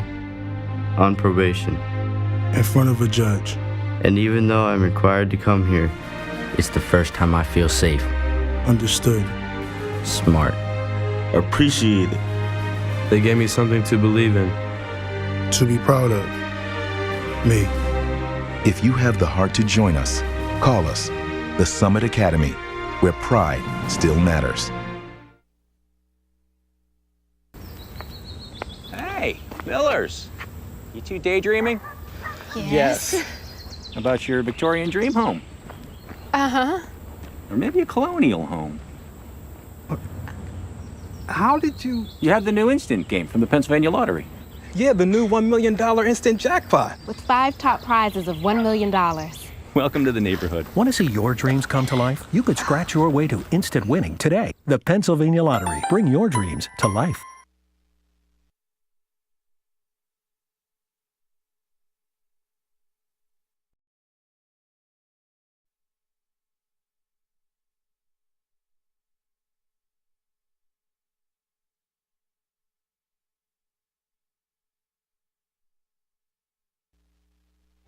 Today's game on the Sports Fever television network is brought to you by East Stroudsburg University, Clarion University, Mansfield University, NovaCare, and Summit Academy. It is halftime here at Mansfield, where it is 7-0 Mounties. We have another interview on field, and we'll throw things back down to Phil. All right, thanks a lot with the General Hendricks, the president of the University of Mansfield University. And we were just talking about the excitement of the university, your goals, and you came in. You had a plan that you wanted to follow. Now you're into it a little bit. What are some of the things that are still on your plan and on the horizon for Mansfield? Well, one of the big things is our COPLAC membership, Council of Public Liberal Arts Colleges. They were here this week, and we're very excited about that. They're the Ivy League of the small public liberal arts schools, and we're looking forward to admission to that. They'll vote our membership. We've got that. Student success is the entire thing that we look at here, preparing our students for their life's journey. So we've got a strategic plan we unveiled this past summer that leads us through 2020. And it puts all the things as we embrace distinction. Distinction in our programs is what we're trying to work on real hard, as well as marketing them so folks know about what our graduates are doing and the great programs we have here. And new athletic director on board. We're going to talk to her during the third quarter a little bit, and that's nice to get someone to lead your athletic department. Big time. Deb Sofaro just came in within the last 2 weeks. We were able to steal her away from Fairleigh Dickinson, but she's fabulous. And as you can see right from the beginning, hey, when you take it back 83 yards on the first kickoff, I said, hey, welcome to Mansfield. Great job, Deb. In general, I enjoyed you on those commercials. Go Mounties. That's a good campaign. You have a good slogan you have going in your campaign to advertise the word for Mansfield University. Well, thank you. And that whole thing was done, student performed here and created. And I'm very proud of them. I'm very proud to be here and back to my alma mater. Thank you. All right, thanks a lot, General. Send it back upstairs for John. I'll join you in a little bit to get the second half started shortly. Yeah, Phil, thank you both. And a very special night here at Mansfield as some fireworks are going off here at the break. A look at the first half stats, where it was fairly even, although Mansfield did outgain Pennsylvania by about 40 yards or so and does lead 7-0. But the only scoring in this game was on the long kickoff return for a touchdown. 84-yard touchdown return for Mansfield on the opening kickoff of the game, and they led 7-0 at 14:47 to play in the first quarter, and we did not see scoring again for basically the next 30 minutes. So Mansfield is leading in a game that has been somewhat balanced outside of that kickoff return. Each team has turned the football over twice in one half here tonight. In fact, Mansfield had a drive where they went 98 yards and didn't score. They chewed up 9 minutes, went nearly 100 yards, but turned it over in the end zone. It was a touchback, and because of that, Penn still very much in this game, trailing by just 7 at 7-0. The fireworks are going off. It is a gorgeous night. We were here last year, and the weather in early September, the temperatures dropped to maybe 40 or 45 degrees by the time we were over. That will not be the case here tonight. Very comfortable, right around 60 degrees, and the wind has not really been a factor in the first half, although the wind is picking up a little bit here as we begin the third quarter. But a beautiful night for football. John Schaefer, Phil Shaner, Matt Martucci with you, and we're just a couple of minutes away here, Phil, from the start of the second half. You had some guests with you there on field. I know they're excited about football here at Mansfield, and they'd be even more excited about picking up a victory here in week one. And why not? Start under the lights. You could be 2-0. Bring back night football, win the last one last year. And but there's, I think we're in for a very interesting second half. Yeah, no, I agree with you. We'll see what happens here in the second half. The thing that I look back on the first half is really Mansfield had a chance for more than 7 points. You score in 13 seconds, you take a 7-0 lead, you have a 9-minute, 98-yard drive and don't score. I think if you're Penn, you feel fortunate. The special teams was really a nightmare in the first half. You only had 98 yards of total offense, yet on the road, you're trailing by only 7 points. Yeah, I mean, that is the thing, really. You would figure that they would be down by, maybe 2 scores. Yep. And really, you take that opening kickoff return out of the mix, and we'd have a scoreless game. And they're right in it. I mean, especially the way Penn, their last offensive series, it of course ended in an interception in the red zone, but they had a nice series there where they were able to have a balanced attack and really move that football down the field.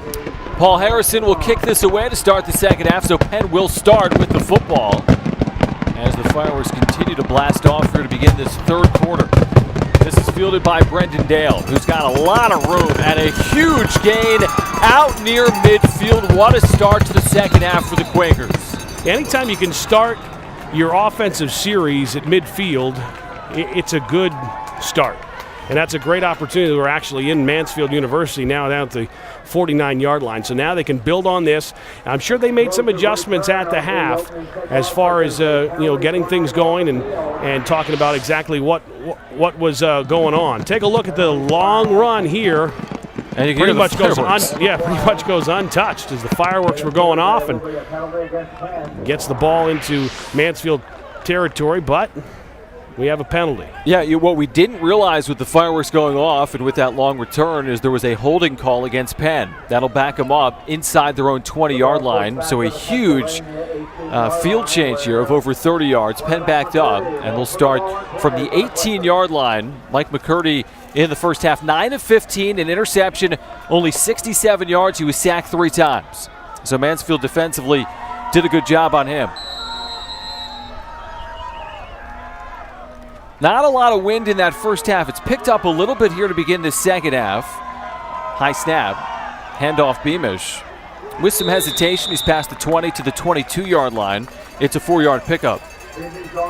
What Penn was able to do in their last offensive series, the one where they drove down the field that ended in the turnover, was a little bit of Beamish, and then they got the passing game going as well. Take a look here as the snap was high, and the quarterback did a good job bringing it down and hands it off to Beamish. And Beamish is one of those guys, he stays low, and boy, you're going to really have to wrap up in order to make it, to bring him down.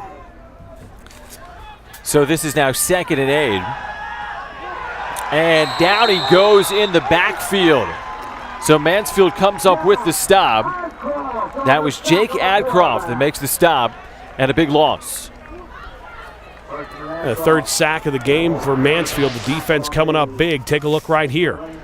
Going with the play action, and then the rolling out to the opposite way to the right, and the big sack. Third sack of the night for the Mansfield defense coming up big. Sean Whalen, one of the guys that coming up there to make that play.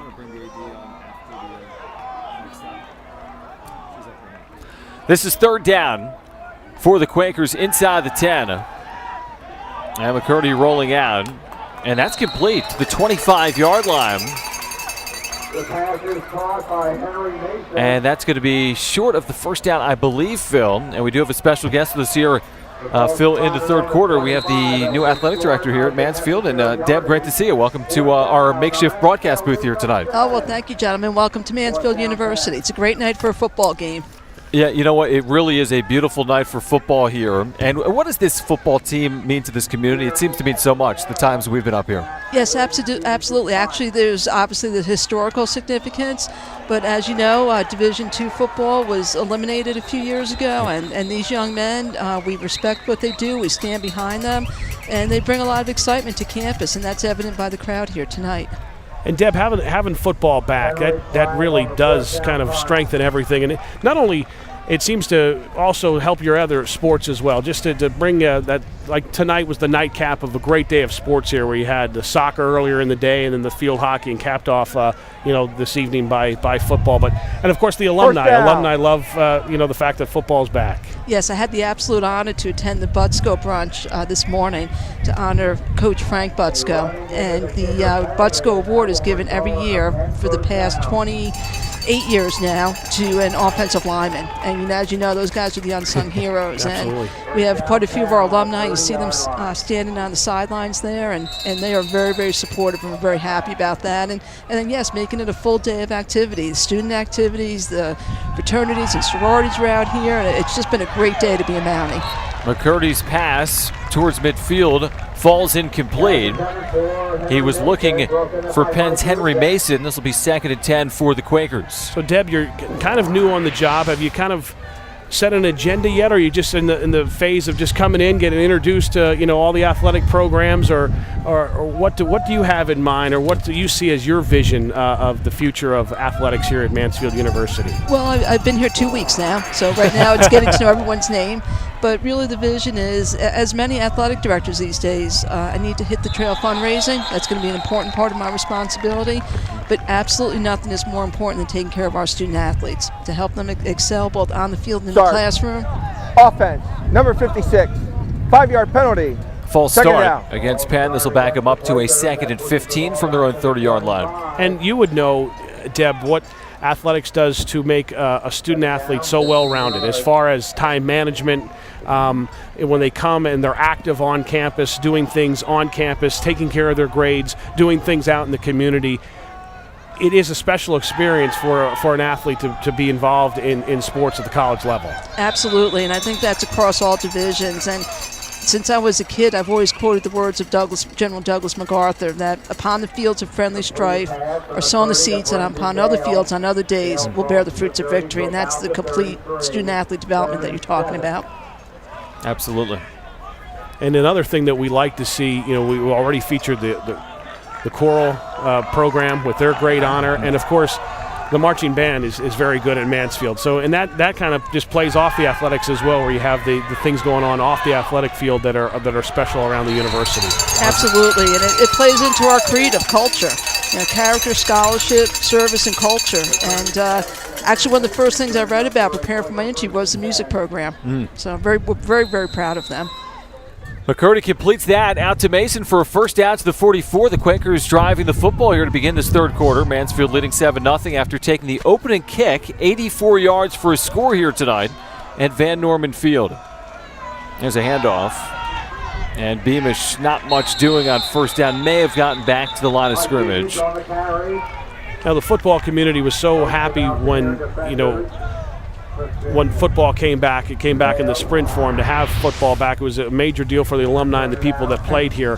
Having this sprint program, as far as designing the sprint program, do you ever see that growing? I mean, as far as what you want to do out of the sprint program, is you ever think about, possibly at one day maybe getting to the program back to the Division II level, or is this where Mansfield needs to be on the sprint level for the time being?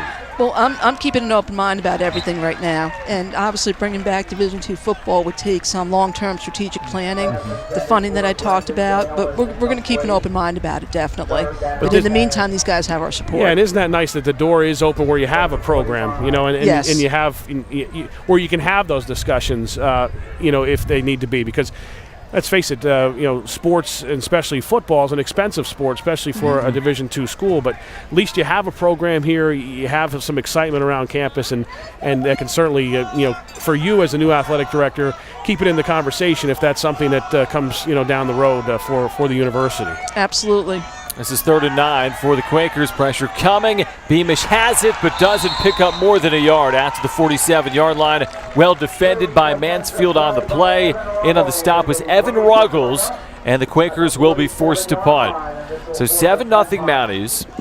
Deb Solfaro with us here, the Mansfield athletic director. Only 2 weeks on the job. Yeah, sounds good. Everything, that's kind of the honeymoon Are you getting period. lost around here yet? Do you need the GPS, or are you okay? I mean, I need wheels. I'm bad for these hills. Yeah, I'll tell you, there are a lot of hills for sure.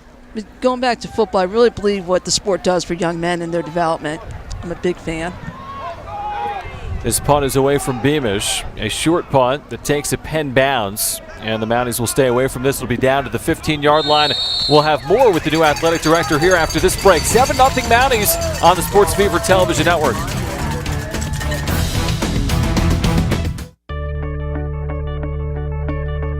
Starting in 2015, Mansfield University is offering substantial tuition discounts to out-of-state students under a new TEAM program. If you're a senior with a 3.0 GPA or a transfer with a 3.25, you could be eligible for a discount of nearly $7,000. The higher your GPA, the larger the discount. Tuition Enhanced Award for Merit equals TEAM, which equals tuition savings. Visit us at mansfield.edu/team. Every school teaches the basics, gives out homework, and prepares students for life. But at the Summit Academy, we hold ourselves to a higher goal. We ask more instill a deeper sense of pride, and challenge our students to achieve something they might never have experienced had they been treated as just another juvenile offender: success. If you have the heart to join us, call us, the Summit Academy, where pride still matters.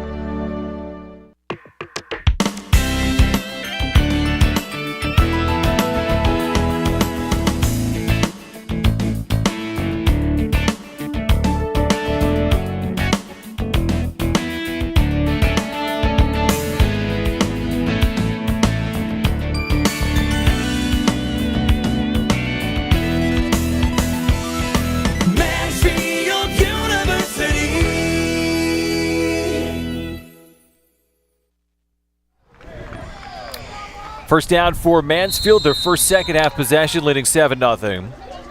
Mike Maniscalco under center, hands it off. And this is Miller out past the 15-yard line. Nice gain on first down, spinning out to the 17-yard line. Again, Deb Solfaro with us here. John Schaefer, Phil Shaner, Matt Martucci, and the new AD.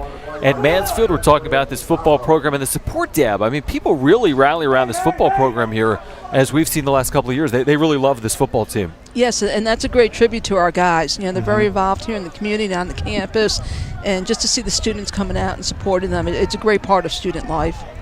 Second down for Mansfield. This is opening night in sprint football. Both of these teams hoping to get to 1-0 as Miller falls forward for a yard. He's going to be a couple of yards shy of the first down.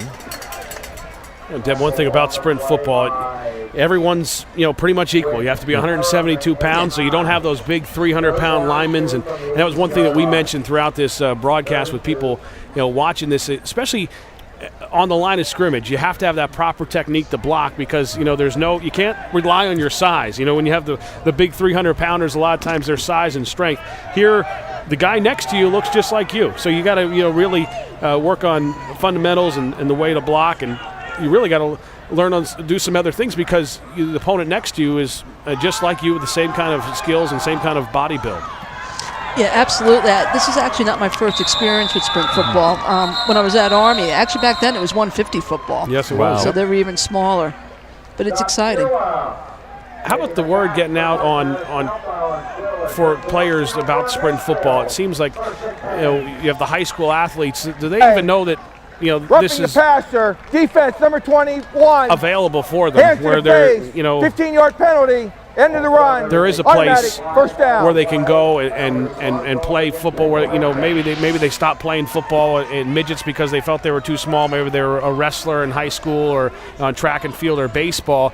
You think the word's out on the way that's recruited as far as someone that comes on campus? I wonder if there's students that come to Mansfield and then all of a sudden find out about this team and end up on the team and playing football again. Actually, I was talking with the President Hendricks, about this yesterday, and we really want to market the point. We're actually the only public university that offers it as a sport, and we're really proud of that. We'd love to get others in the fold and expand the league a little bit and help do that.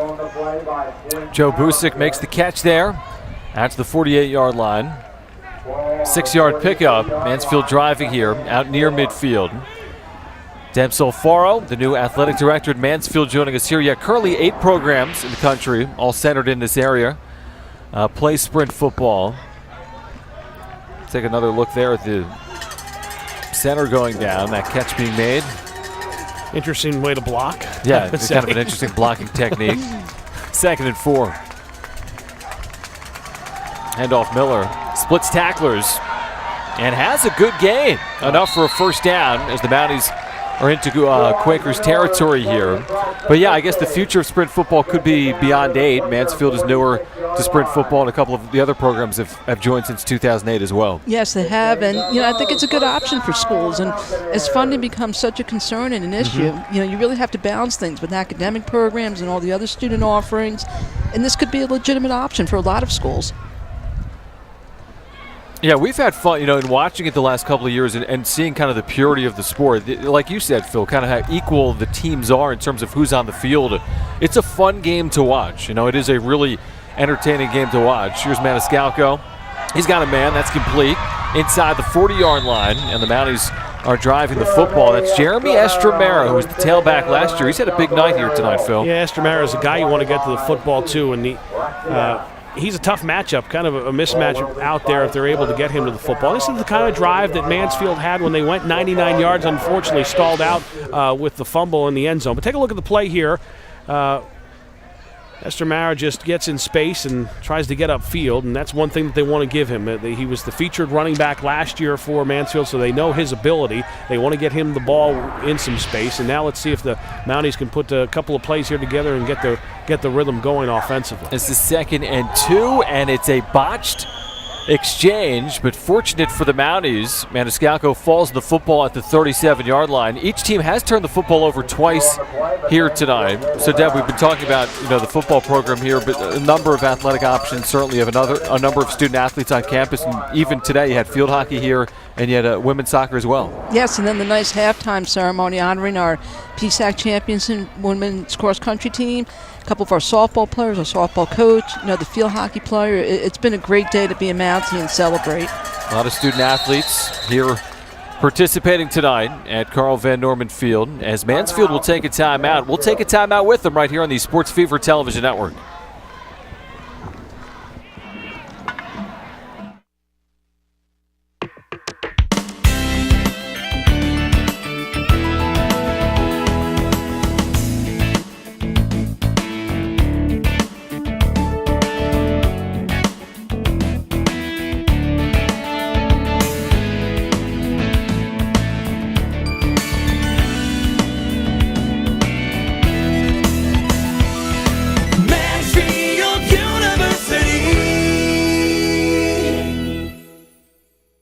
Every school teaches the basics, gives out homework, and prepares students for life. But at the Summit Academy, we hold ourselves to a higher goal. We ask more, instill a deeper sense of pride, and challenge our students to achieve something they might never have experienced had they been treated as just another juvenile offender. Success. If you have the heart to join us, call us. The Summit Academy, where pride still matters.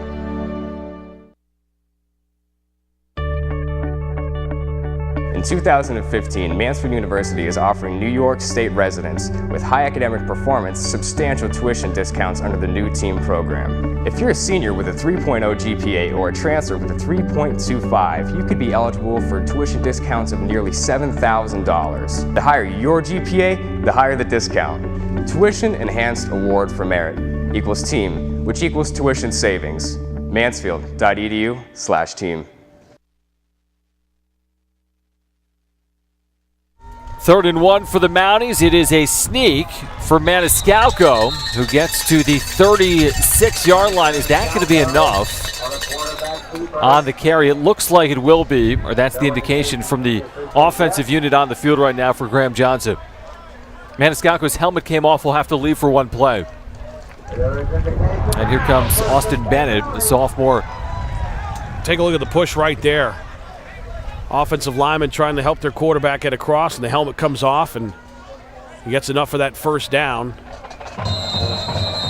So Mansfield, once again, like they did in the second quarter, putting a nice drive together, balance attack offensively, what they're able to do, and now they just got to make sure they secure the football and continue on this drive and try to get on the board. This is Bennett, who is a transfer from Juniata College. Oh, it's an end around. And this ball's loose. But it looks like the Mounties pounce on it back at the 42. That was blown up in the backfield by the Quakers, and Mansfield fortunate to keep the football. Yeah, Penn was not full. Take a look at the replay right here. Running the little end around. Fake there on the inside, and then coming to the outside. Good disciplined football. Staying in your zones and coming up and making the big play and the stop and nearly a turnover.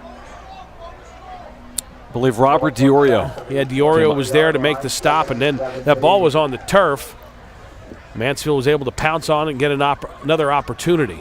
2nd and 17, and it looks like Maniscalco back out there. Again, our guest here is the Mansfield Athletic Director, Deb Solfaro, here in the third quarter. And down goes Maniscalco. As pressure came from the middle, it was Arthur D'Angelo that broke through, and now 3rd and long. D'Angelo coming on the blitz, just filled the gap. Watch here, D'Angelo coming right there, sneaks through and nearly got there right as the snap was made. He got in that backfield awful quick, hitting that gap hard and able to get right past the center and get in there as soon as the snap was made. Now 3rd and long. And Deb, the other thing about sprint football we've been talking about is the universities that participate are outstanding academic institutions. And of course your opponent tonight is one of them in the University of Pennsylvania. Yes, absolutely. Of course, the Ivy Leagues are well known for their academics, rightfully so. This is over the top for Mansfield, and this is going to go all the way to the goal line.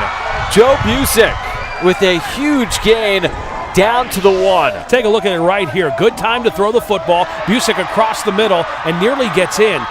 Watch, he also makes sure he holds on to that football. He saw it happen earlier when they fumbled down at the 1-yard line. Busick coming down, thinking about the end zone, and gets down to the 2-yard line. So another great opportunity for Mansfield. And again, building off what they did there in the second quarter. They had a great drive when they went 99 yards. Now they just got to finish it. Handoff, Miller straight ahead, and Miller is going to be in for the touchdown.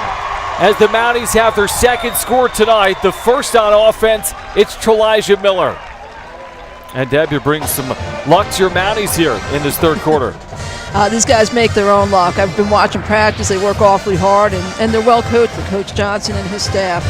There's Miller fighting his way. A little second effort because he was held at the line of scrimmage and he was able to get that little second effort, reach that football across the goal line for the score. And it's hard to believe when our last score came. That was the opening kickoff, and now finally we have another touchdown on the board. Janone for the extra point, and that is no good. So it'll be 13-0 with 4:03 to play. More coverage after this break on the Sports Fever Television Network.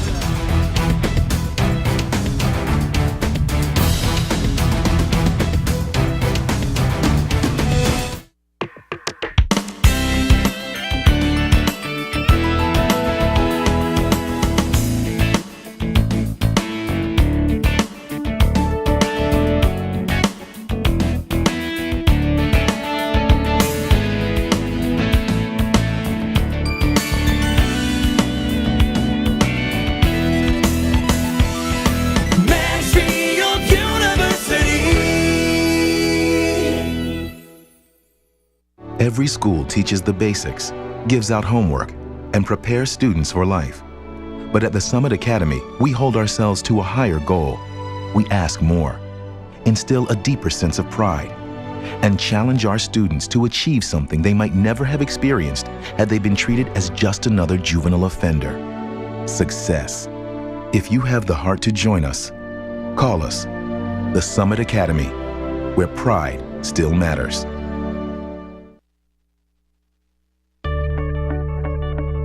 In 2015, Mansfield University is offering New York State residents with high academic performance substantial tuition discounts under the new team program. If you're a senior with a 3.0 GPA or a transfer with a 3.25, you could be eligible for tuition discounts of nearly $7,000. The higher your GPA, the higher the discount. Tuition Enhanced Award for Merit equals team, which equals tuition savings. Mansfield.edu/team. Today's game on the Sports Fever Television Network is brought to you by East Stroudsburg University, Clarion University, Mansfield University, NovaCare, and Summit Academy. Our outstanding crew here from Mansfield on this gorgeous Saturday night, where the Mounties have taken a 13-0 lead after Trelijah Miller punched it in a moment ago.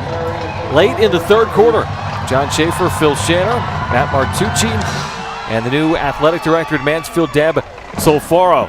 Quakers on the return with some running room. After the 34-yard line, that return belonging to Brendan Dale. Next weekend, Deb, is a big weekend at Mansfield as well with homecoming up here.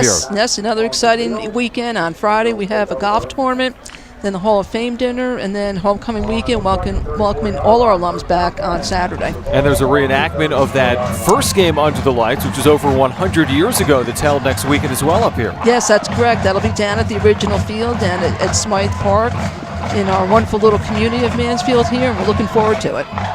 So big weekend, and if you're around, you can head on up here next weekend for some athletics at Mansfield. Handoff, Beamish, whose parents went here, and he's out past the 40-yard line. A gain of 8 on first down for Michael Beamish.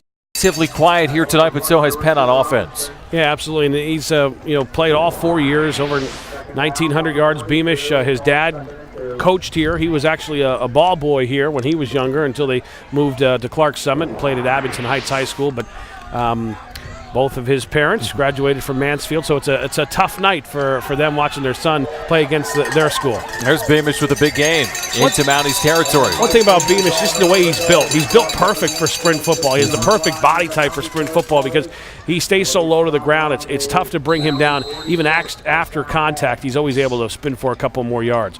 But, Deb, a night like this where the football team showcased in front of the television cameras all across the state, all across the world on ESPN3 and the ESPN Watch app through the Sports Fever television network.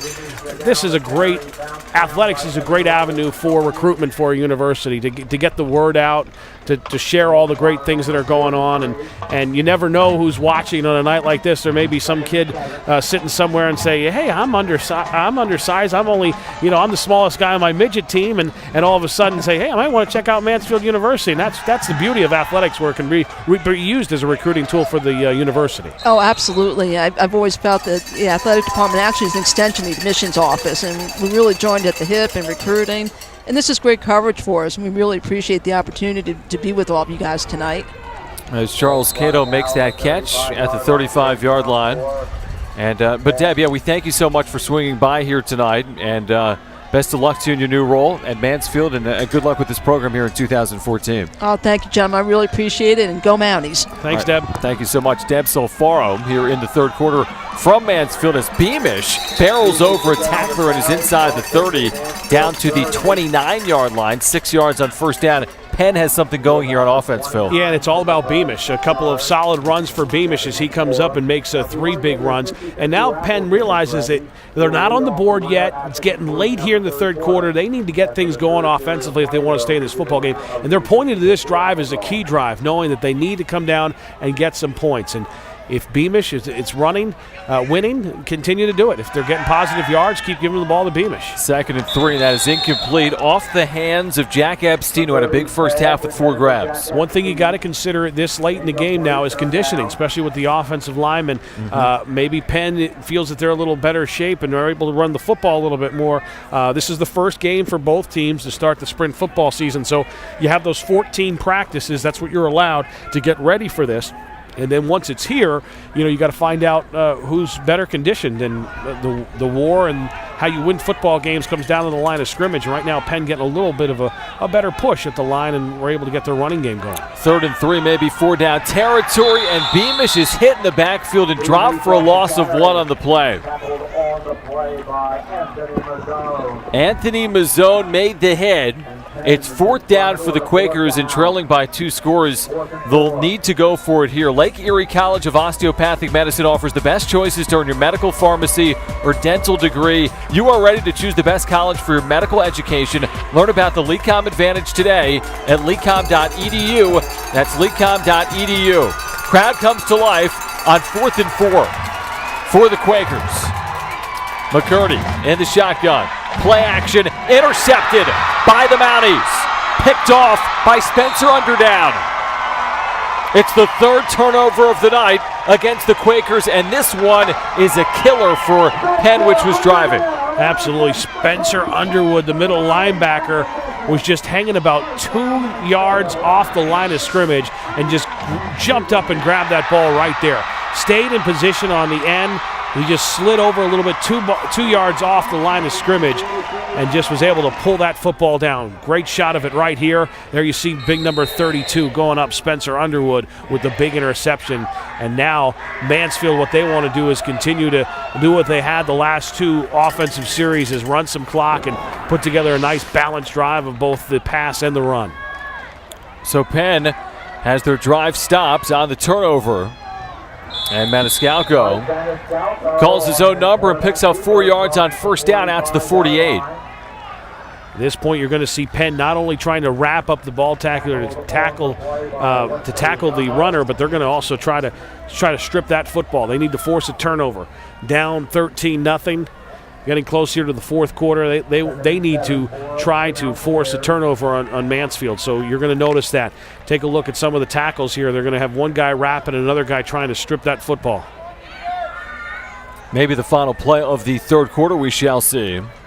Handoff, Miller on a pitch, trying to find an edge. Breaks a tackle and has a first down. He's inside Quaker territory, and a flag flies with 10 seconds to play here in the third. So a big gain by Miller, who's putting together a pretty nice night. He's got the touchdown score for the Mounties as well. Miller with a real shifty run, was able to stop and then restart again. Again, every time Miller has the ball, it's a shifty run. Take a look at it here. All of a sudden, stops right there. Play. Legal block in the back, number 40 on the offense. Personal foul, face mask, number 43 in the defense.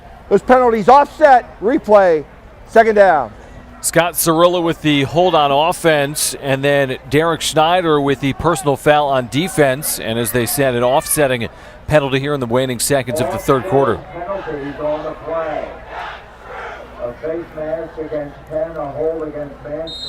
Second and 7, out near midfield. The clock now is ticking. We'll see if the Mounties want to get a playoff here or not. And they will not get a playoff as the third quarter has come to an end. Mansfield leading 13-0 on the Sports Fever Television Network.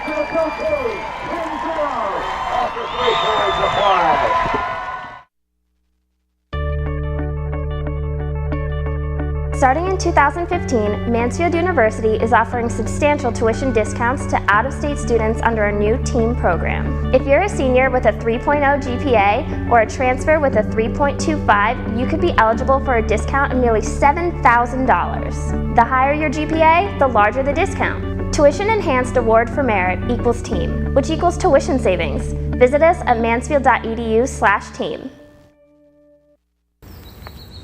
Hey, Millers. You two daydreaming? Yes. How about your Victorian dream home? Uh-huh. Or maybe a colonial home? How did you... You have the new instant game from the Pennsylvania Lottery. Yeah, the new $1 million instant jackpot. With 5 top prizes of $1 million. Welcome to the neighborhood. Want to see your dreams come to life? You could scratch your way to instant winning today. The Pennsylvania Lottery. Bring your dreams to life.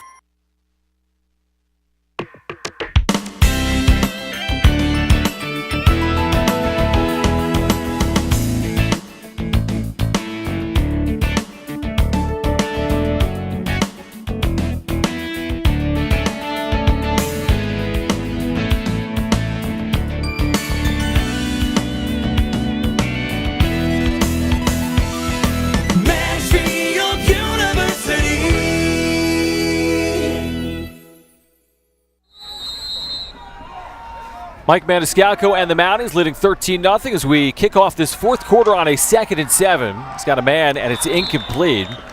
Should have been caught off the fingertips of Jeremy Estremera, who's had a good night through the air for the Mounties. Let's go back downstairs to Matt.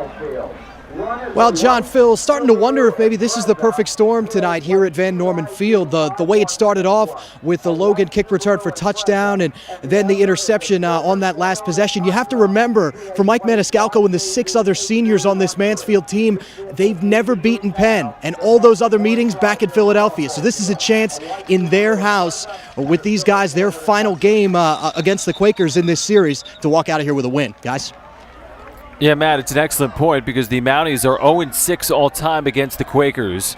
And now they can begin to sense number 82 in the offense, 5-yard penalty, third down. And that is against Joe Busick. But you can begin to sense it in the fourth quarter. The question is, can they hold on to this? They haven't won a lot of games in the last couple of years in sprint football. Now can they hold on to this 13-0 lead?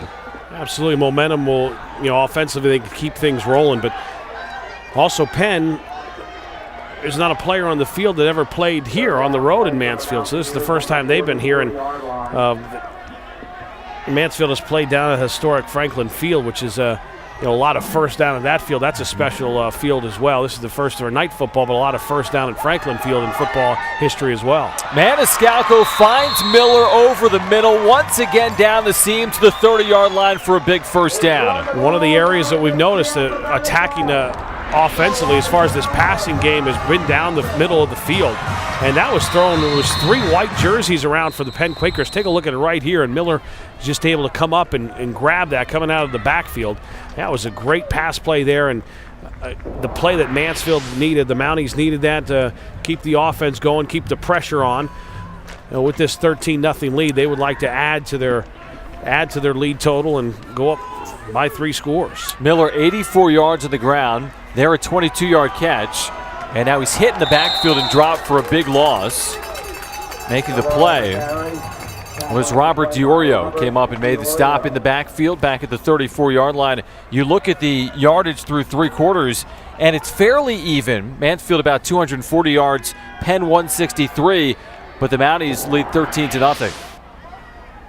And again, the turnovers as well. Yeah, take a look at this play. Miller just not able to go. Good tackling by Penn, getting in there, fighting through, and making the tackle for a loss. And that's, of course, what Penn wants to do. They want to get the ball back as quickly as they can for their offense. Mansfield time of possession, they've held the ball for 25 minutes and 30 seconds compared to just 19 minutes for Penn. Maniscalco sacked back at the 40-yard line. Patrick Boyle got him. And Boyle comes up there with a big sack, and this is what the defense needs to do for Penn. Starting to get the ball going the other way. And watch Boyle come down, closes in, and gets the sack. Penn's goal is to get the ball back any way they can to their offense, if it's on downs or forcing Mansfield to punt or try to force a turnover. But they know they need to get the ball back in their offense's hands. They have an opportunity to put points on the board. 3rd and 20. Maniscalco now 10 of 16 through the air, 183 yards. They need a big pickup here. He drops back and is hit and dropped back at the 49-yard line. He was clotheslined on the play by Ed Kai, who's had a big night defensively for the Quakers, trying to keep him in it. And Trelijah Miller is down hurt on the play as well, and that would be a huge loss for the Mounties. Take a look at Kai coming from the blind side. Coming up and making a big hit. Miller is down. We'll take a timeout here on the Sports Fever Television Network.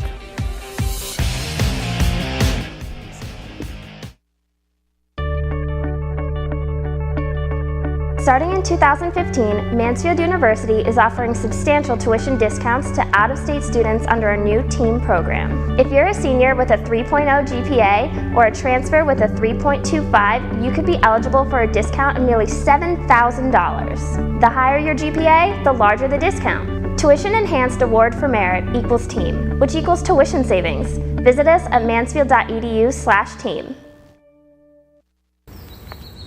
Hey, Millers. You two daydreaming? Yes. How about your Victorian dream home? Uh-huh. Or maybe a colonial home? How did you... You have the new instant game from the Pennsylvania Lottery. Yeah, the new $1 million instant jackpot. With 5 top prizes of $1 million. Welcome to the neighborhood. Want to see your dreams come to life? You could scratch your way to instant winning today. The Pennsylvania Lottery. Bring your dreams to life.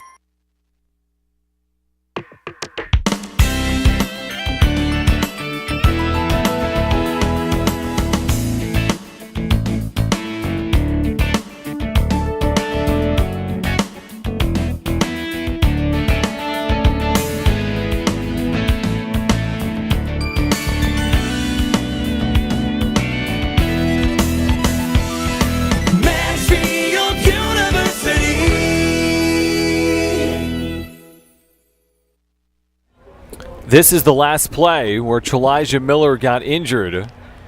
He just kind of got run over, and it looked like a lower leg injury, and he was helped off the field by his teammates, and that is a huge loss, obviously, Phil, for Mansfield with the night he has had.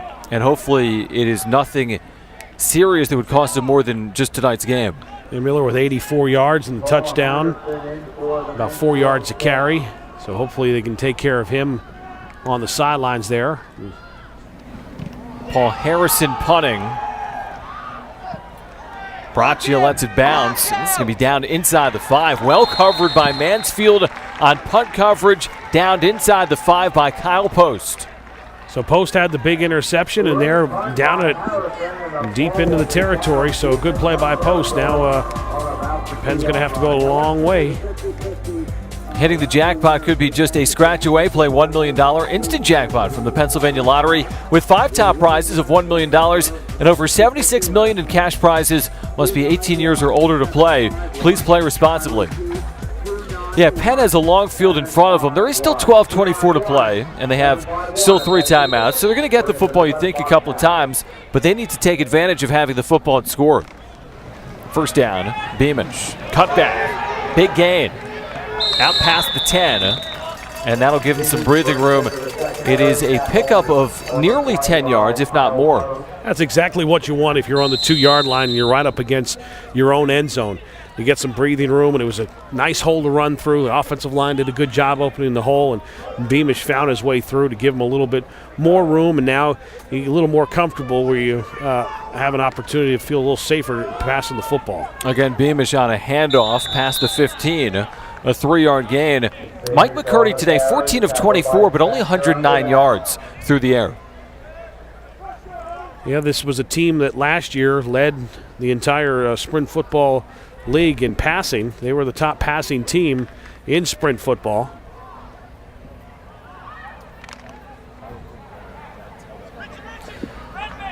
Second down. And Penn needs to, get going in terms of the pace that they're playing here on offense as well. McCurdy on a rollout has time and has a man out at the 25, but a big hit, and that was dropped. It was Kyle Post who had the interception earlier that put the hit on there. Yep, Post comes up with a big hit, and that basically forced the incomplete pass. Take a look here in the rollout. Curdy throws it, and Post with a good hit. The ball comes out there. Take a look again. Almost hear a little bit of that as he came up and a strong hit. When you get hit like that, sometimes it is hard to hold on to the football especially when you can almost feel that hit. You know it's coming. Play action. McCurdy, dangerous throw, and that may have been intercepted. No indication as of yet. Now it's going to stay with Penn.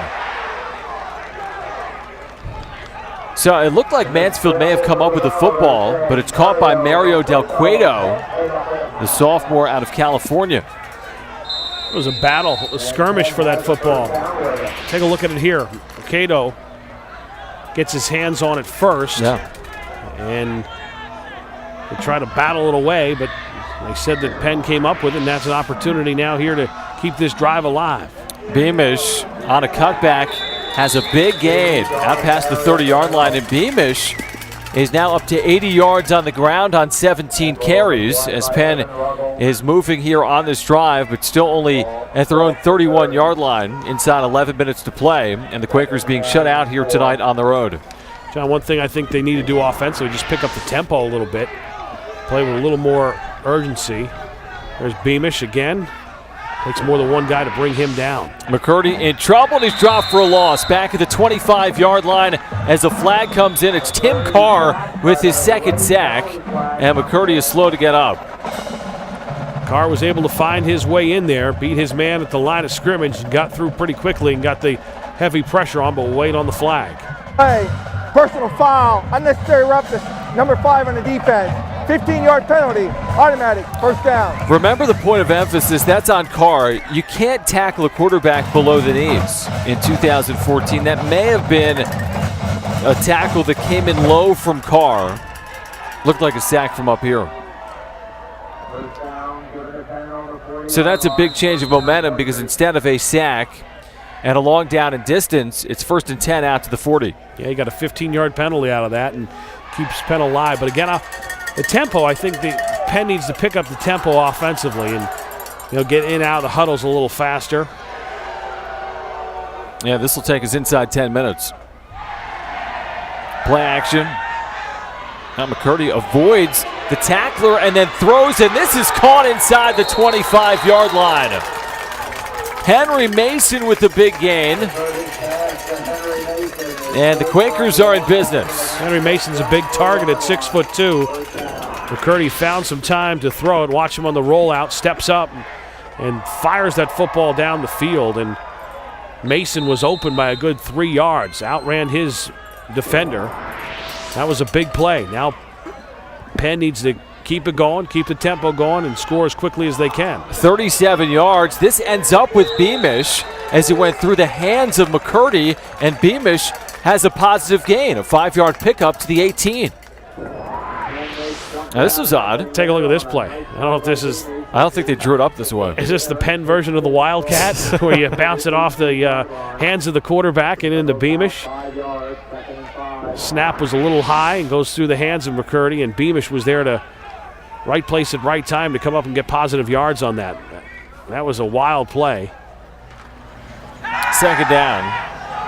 McCurdy makes a man miss and might have picked up a yard. Maybe no gain, back to the 18-yard line. Did well not to lose yardage on that play. One thing that McCurdy is good at is stepping up in the pocket.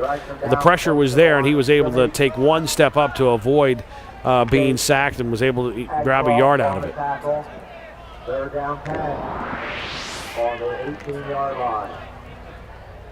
Take a look at this play here. Play action. And there was what we talked about with McCurdy stepping up in the pocket and then getting upfield for, instead of a loss of 2 or 3, he was able to step up and avoid the rush and pick up a yard. Again, this has to be 4-down territory, trailing by 2 touchdowns. 3rd and 6. McCurdy on the rollout, firing for the end zone and broken up. Beautifully done there on defense by DeMarcus Jones, the freshman from Philadelphia. Great play by Jones to save that touchdown. Jones turned his body quick enough to come up and knock that down. Take a look, McCurdy with the pass, and Jones just steps in front. Great defensive play there. Penn will take a timeout before this big 4th down play. We'll take a timeout as well on the Sports Fever Television Network.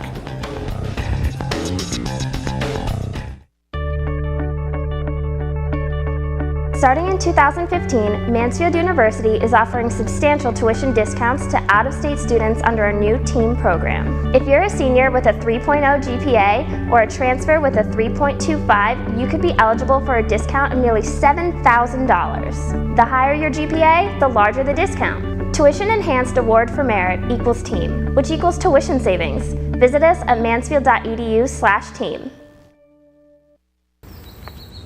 Hey, Millers, you two daydreaming? Yes. How about your Victorian dream home? Uh-huh. Or maybe a colonial home? How did you... You have the new instant game from the Pennsylvania Lottery. Yeah, the new $1 million instant jackpot. With 5 top prizes of $1 million. Welcome to the neighborhood. Want to see your dreams come to life? You could scratch your way to instant winning today. The Pennsylvania Lottery. Bring your dreams to life.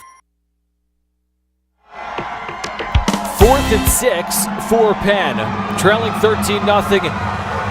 They need to convert as the crowd comes to life here at Karl Van Norman Field. 8:22 to play. McCurdy, play action. Looks back for Beamish, and he has him inside the 5. Well designed, and Beamish makes the catch. McCurdy was looking the opposite way, turned around his body, was able to find Beamish. It was a wild play and it well executed, and it was a good call, John, to get that big play there. And Matt has more on field. Guys, did speak to Mike Beamish before the game. Moments of nostalgia coming up here to Mansfield. Of course, Dad was the 2-time all-conference selection at linebacker and then later coached here. And, of course, for Mike Beamish, being up here reminded him of being back here at Mansfield. And as we see, is able to step into the end zone right here, but had essentially talked about what it meant and how special it was to in fact be back here. And actually was recruited by Penn to play 1AA football, FCS football, but they ended up going with another player and was told about sprint football about 2 weeks later by Coach Wagner, and here he is getting into the end zone. Guys?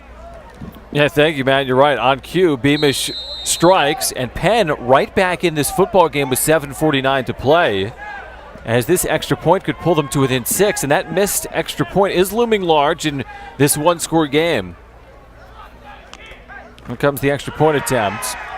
And it's McCurdy that strikes it through to make it a 13-7 game. The Quakers are on the board. It's Mike Beamish in the end zone.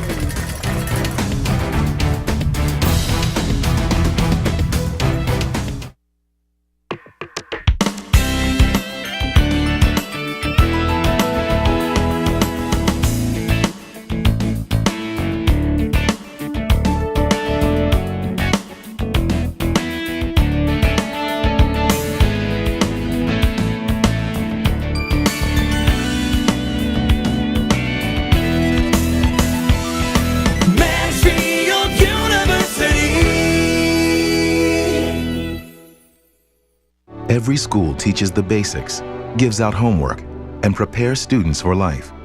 But at the Summit Academy, we hold ourselves to a higher goal. We ask more, instill a deeper sense of pride, and challenge our students to achieve something they might never have experienced had they been treated as just another juvenile offender: success. If you have the heart to join us, call us. The Summit Academy, where pride still matters.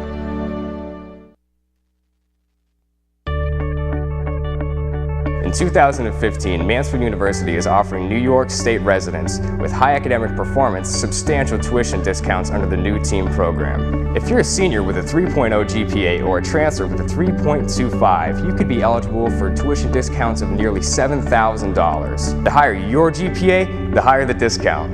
Tuition Enhanced Award for Merit equals team, which equals tuition savings. Mansfield.edu/team. Mike Beamish with a touchdown run, and Penn is on the board trailing 13-7. 7:49 to play. John Schaefer, Phil Shaner, Matt Martucci on this gorgeous Saturday night here in northern Pennsylvania, where we've got ourselves a ball game. After Penn went 80 yards on that drive. That was a squib kick on the Mountaineers. Pounce on it, and then that ball was kneed as Brandon Pace put his knee on the turf there at the 26-yard line, and the Mountaineers are going to need some first downs here, potentially some points, if Penn could come away with a win here tonight. Pressure's on Mansfield's offense now. The defense, obviously, Penn's going to push things a little bit. Now, with Miller's injury, you won't have him in there. Puts a little more pressure on the Mansfield offense. And they need to put together, as you mentioned, John, a couple of first downs, take some time off the clock, move the football, move the chains. Penn defensively is going to try to get the ball back to their offense as quickly as possible. Flag down. It's caught by Joe Busick, but this might be on the offense, as this flag came from behind the play. We'll see. Mansfield's been very successful with that pass route that they just ran there to Busick. Middle of the field, those slants in have worked for them a couple of times tonight. I'll have to wait for the flag. Defense, number 58, penalties decline. Result of the play, first down. So that's a great start for Mansfield to this drive. By the way, the Penn bench is energized and motivated. Everyone is off the bench standing after getting that touchdown score and trailing here by only 6 points. I think they feel that they're fortunate only to be down and still have an opportunity to win this football game the way things have went for them tonight. Now their defense needs to come up with a stop, and Mansfield offensively just want to keep moving the chains and taking time off the clock. 1st and 10 from their own 37. Handoff up the middle and a gain of 5. Let's see who that was. Is that LaRon Struthers who's into the game here? It is, number 24. Who is a fullback. He's a freshman. He played at Abraham Lincoln in Philadelphia, getting his first carry of this 2014 season. For Mansfield, this is an important game that they want to get, and they want to get this win. Their only win of the season last year was in the first game, so they want to start the season off 1-0. They want to beat Penn. They've never done that before, so that would be something they could check off their list of some of the things that they wanted to accomplish this year as a football team. And they want to do that in the first game, and this is their first game of the season for them. 2nd and 5, and this is dropped. That would have been enough for a first down. And Estremera had to go through his hands. Estremera, again, we've seen it a couple of times with these receivers. See the ball coming. What they want to do is look downfield. They want to take off and see what's ahead of them and where they're going to go once they catch the ball. The one thing is you got to make sure you catch the football. Watch that ball come into your hands. Make sure you have it. And then head downfield. Take a look at it here. Estremera pulls his head, looks downfield. Obviously knew there were some Penn Quakers waiting for him and didn't come up with the catch. Huge play for both teams here. 3rd and 5. Line to gain is the 47. Maniscalco throws low, incomplete, and the Quakers are going to get it back. He was looking for Eddie Larkham. Had to get rid of the ball in a hurry. The pressure was coming, and number 10 had to get that one off. He's upset with himself because he threw it low. He had the receiver open, but take a look at it here. Just throws that one low. Did have time to throw it. That was one that he would like to have over because now Mansfield's going to have to punt the ball back to Penn. And Penn will get the ball back with about 6:30 to go in the 4th. Paul Harrison will punt it away. Keith Braccia is standing at his own 29-yard line. And this is a line drive kick. Fielded by Braccia with a fair catch. Very late signal on the fair catch. And the Quakers are going to have it at the 27-yard line, trailing by 6 points with 6:23 to play. John, what I think you want to do here is rely on your senior, Beamish. He's a guy, he's not going to fumble the football. He's had some positive runs. Beamish is the way to go, and I think that's how Penn will attack here as they have the ball in the 4th quarter. Quakers football after this on the Sports Fever Television Network.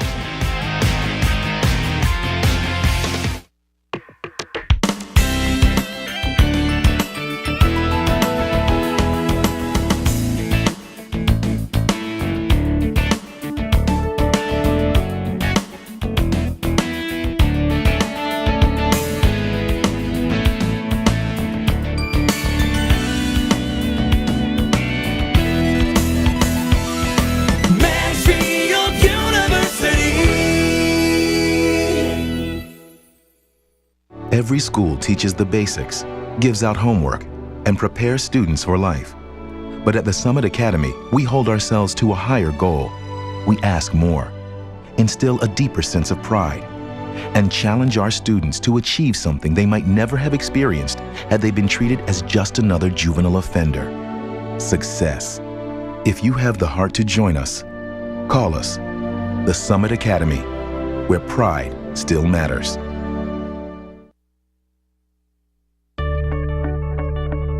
In 2015, Mansfield University is offering New York State residents with high academic performance substantial tuition discounts under the new team program. If you're a senior with a 3.0 GPA or a transfer with a 3.25, you could be eligible for tuition discounts of nearly $7,000. The higher your GPA, the higher the discount. Tuition Enhanced Award for Merit equals team, which equals tuition savings. Mansfield.edu/team.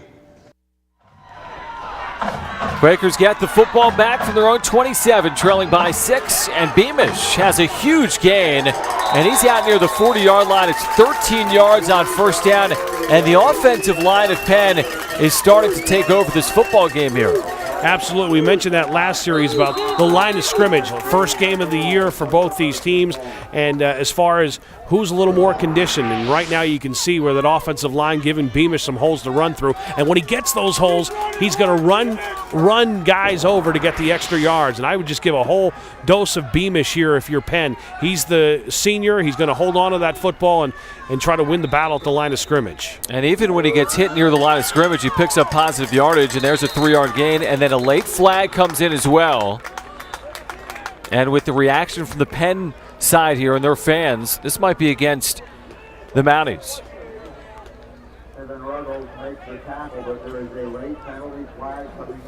Evan Ruggles made the tackle. Over. Personal foul, unnecessary roughness. Number 42 in the defense.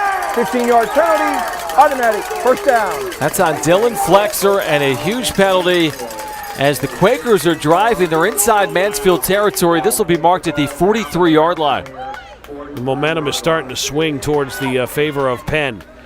Pick up penalties like that. Now, on the Mansfield sidelines, you're saying your young football team, we gotta get it together. We have the lead. We got to protect the lead. We're in our stadium. We have our crowd here.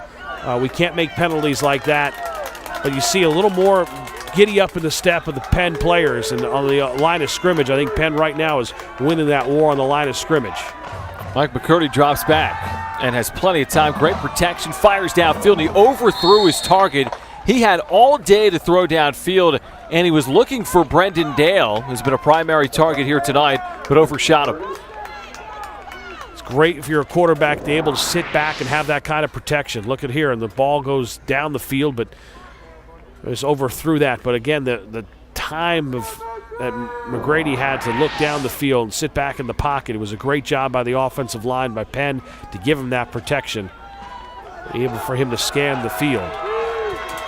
2nd and 10 from the Mansfield 43. McCurdy in a shotgun. Keeps it. And up the middle, he can't get out of that shoestring tackle and picks up 3 yards. Big stop there for the Mounties on defense, made by Spencer Underdown. It'll be 3rd and long for the Quakers, and with 5 minutes to play, Phil, I would think they'd be tempted to make this, once again, 4-down territory. Yeah, no question about it. Got to be 4-down territory at this point. And again, I would just give that ball to the man that's been there, the senior. Give him the opportunity. He's the one that got in the end zone for you.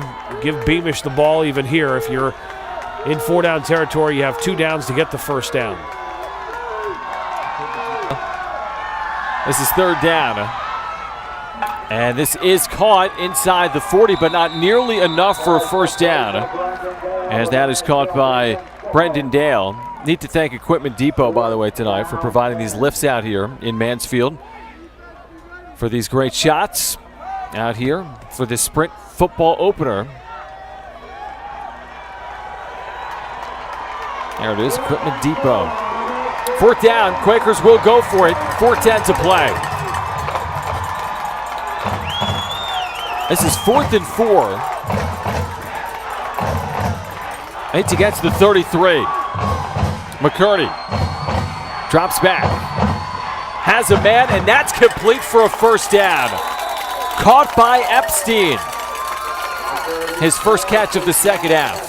Well, John, they came on the blitz there, and that opened things up in the center of the field. They were able to hit Epstein for the big first down. Take a look here. Good blocking at the line of scrimmage. McCurdy had time to throw. Hits Epstein. Epstein was able to just find that open spot after the linebacker blitzed. No one there to sit in the middle. He was able to get where he needed to get the first down. 1st and 10 for the 27, 2 tight ends. Beamish picks his hole and has a nice gain to the 20-yard line.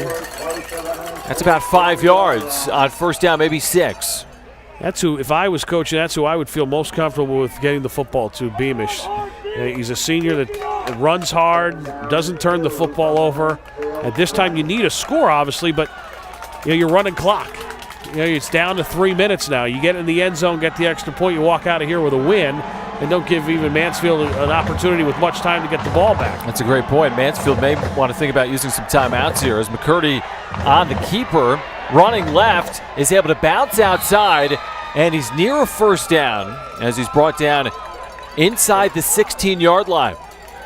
And obviously you're in 4-down territory here at this point. And that is a first down, Phil. Under 3 minutes to play. McCurdy, when he has needed to, has used his wheels. I'll take a look at McCurdy there. Kind of patient, just scanning the line, looking for a hole. There was no hole, so he kept going towards the sideline, trying to get the edge, and had an idea where he needed to get for the first down and was able to dart that way down the sideline to pick up the first. 1st and 10. Beamish has running room, breaks free, and is, well, is he in or not? The ball is loose, and Mansfield has pounced on it. No indication as of yet. He was near the goal line and lost the football, and the Mounties have it. Take a look at this. There's Beamish coming down with the football. He tries to extend over the pylon. The question was his knees down, or did he have that ball reaching over the pylon? Look at the great shots from the Sports Fever television crew right there. And that's exactly what Beamish was trying to do, was just trying to reach out and put that ball across the goal line, across the plane. And they're going to talk about this and see where it was at. I don't think his knees were down, but the question is, did he reach across and get it across the goal line? You know, I think from our angles here on the Sports Fever television network, I think it's the right call. I think he was short of the goal line and gave the football up. And I think the Mounties catch a huge break here as Penn was heading in. Yeah, I don't think he's in with possession. I think that's a fumble. The ruling on the field is the runner's forearm was on the ground. Oh. Therefore, you know what down it was prior to the ball coming out. The result of the play is a first down, the half-yard line. Yeah, I think that's the right call. As the left forearm was on the field before the football went in.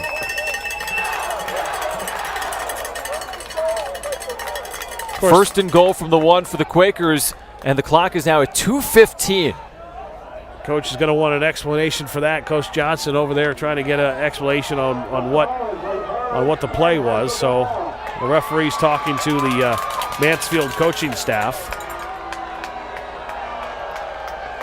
Yeah, the crowd does not like it. They made the call originally of it was a turnover, and Mansfield had the football, and then they talked about it, and then decided this decision. Of course, they don't have replay in sprint football. We have it with our great camera work of the Sports Fever television network, giving us all different angles. Coach Johnson saying, now you ruled it one way, why did you change the call? No, Penn is huddling up. I would have to believe that Mansfield is taking a timeout. You can clearly see on this replay, I didn't notice it. Look at the forearm. It's down. And that was before the ball came out. The forearm of the opposite arm. That's right, the left arm. So not the arm with the football. Yep. And what he was trying to do, this is a senior who's, 5th all-time in Penn football rushing. He was trying to extend himself to get it across the goal line, Beamish was, and now Penn's knocking on the door and has a chance to tie the game up. This is Beamish up the middle, and he is in for the touchdown as a flag comes out behind the play.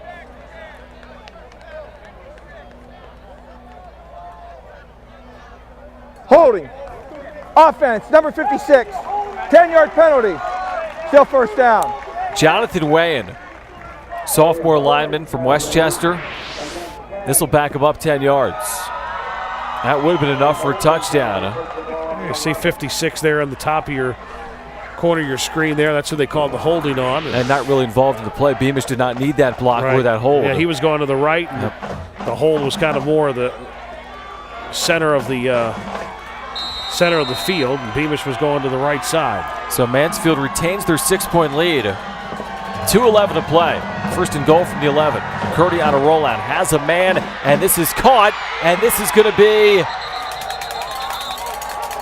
just shy of the goal line. A 10-yard pickup on the play for the Quakers as Charles Cato pulls in his second grab tonight. Take a look at Cato with the catch, and then breaks one tackle, then takes a hit.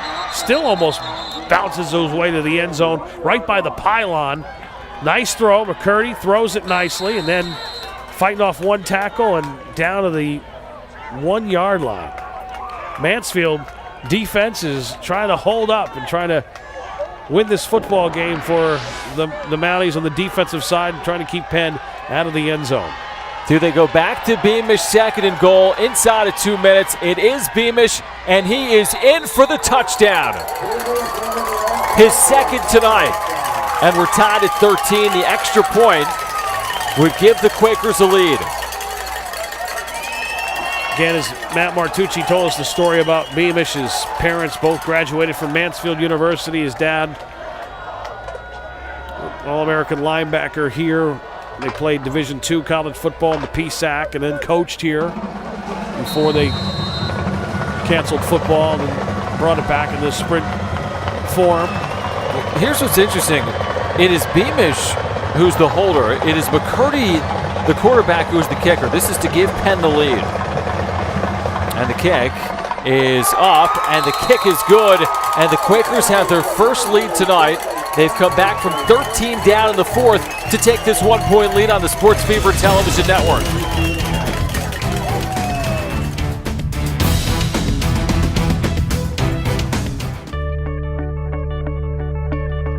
Starting in 2015, Mansfield University is offering substantial tuition discounts to out-of-state students under a new TEAM program. If you're a senior with a 3.0 GPA or a transfer with a 3.25, you could be eligible for a discount of nearly $7,000. The higher your GPA, the larger the discount. Tuition Enhanced Award for Merit equals TEAM, which equals tuition savings. Visit us at mansfield.edu/team. Hey, Millers. You two daydreaming? Yes. How about your Victorian dream home? Uh-huh. Or maybe a colonial home? How did you... You have the new instant game from the Pennsylvania Lottery. Yeah, the new $1 million instant jackpot. With 5 top prizes of $1 million.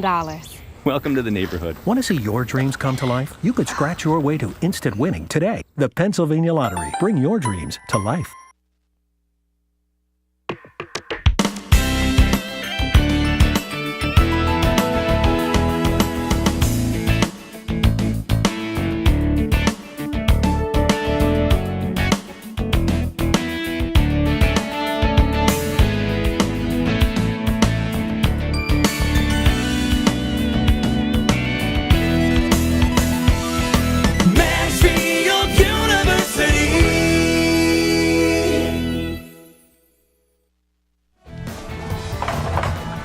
Mike Beamish, 125 yards rushing tonight, 2 touchdowns. The last has given Penn their first lead of the night. It's 14-13. Take a look at Beamish's touchdown run, the contact right there, and as we mentioned all night, he's going to get yards off that first contact. Now, Kurt Logan, remember him? He started this football game with the 84-yard kickoff return for a score, so this may be Mansfield's best opportunity right here on this kickoff. Now, if you're Penn, you're going to remember that you had one run back on you to start this football game, so I would doubt that Logan would get another opportunity, but we'll see what kind of kick Penn chooses to go with here on this kickoff with 1:42 left. They did a squib last time. They will do the same here. And it is again bobbled and pounced on near the 25. So Penn has done well in the squib kicks. Mansfield will need to go a good distance here. A field goal, of course, not out of the question, trailing here by a point. 1:38 to play. Each team has 2 timeouts. So now if you're Mansfield, you want to get things going. Unfortunately, your top runner, Miller, is out with an injury, and they're a good idea for them on that squib kick after Mansfield returned the opening kickoff of this game to start our evening here tonight for 84 yards. So now might want to rely on your quarterback that has some experience and get a little passing game going here, as your running game was kind of taken away with the injury. 1:38 to play. First down for the Mounties. Maniscalco steps up, takes off, has a good game, still on his feet. Out to the 40-yard line, a first down for Mansfield. Tempo here and clock management. You got to get to the line of scrimmage in a hurry. Take a look at the run right here. Getting down the field, good vision by the quarterback to get the extra yards. But now it's about clock management, game management here as you're running the hurry-up 2-minute offense. And again, they have the timeouts. Maniscalco throws, and it is complete to the 47-yard line. A pickup of 7. The clock is ticking. Great start on this drive, John. Maniscalco with the nice run and then the nice pass play there. To get the ball close to midfield. Good tempo by the Mounties, moving this football, trying to get down the field.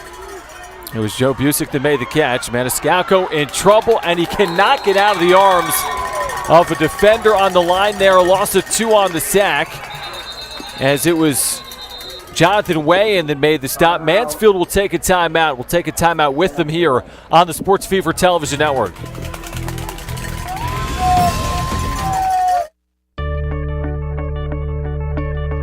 Starting in 2015, Mansfield University is offering substantial tuition discounts to out-of-state students under a new TEAM program. If you're a senior with a 3.0 GPA or a transfer with a 3.25, you could be eligible for a discount of nearly $7,000. The higher your GPA, the larger the discount. Tuition Enhanced Award for Merit equals TEAM, which equals tuition savings. Visit us at mansfield.edu/team. Hey, Millers.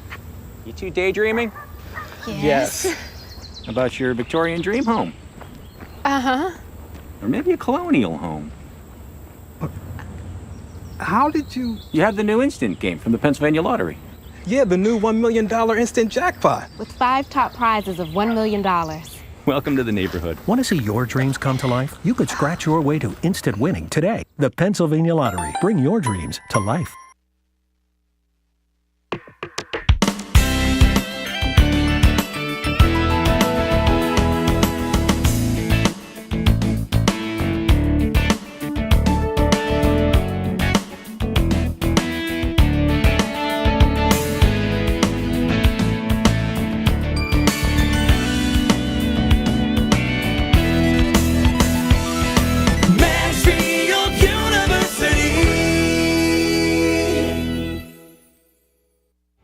Today's game on the Sports Fever television network is brought to you by East Stroudsburg University, Clarion University, Mansfield University, NovaCare, and Summit Academy.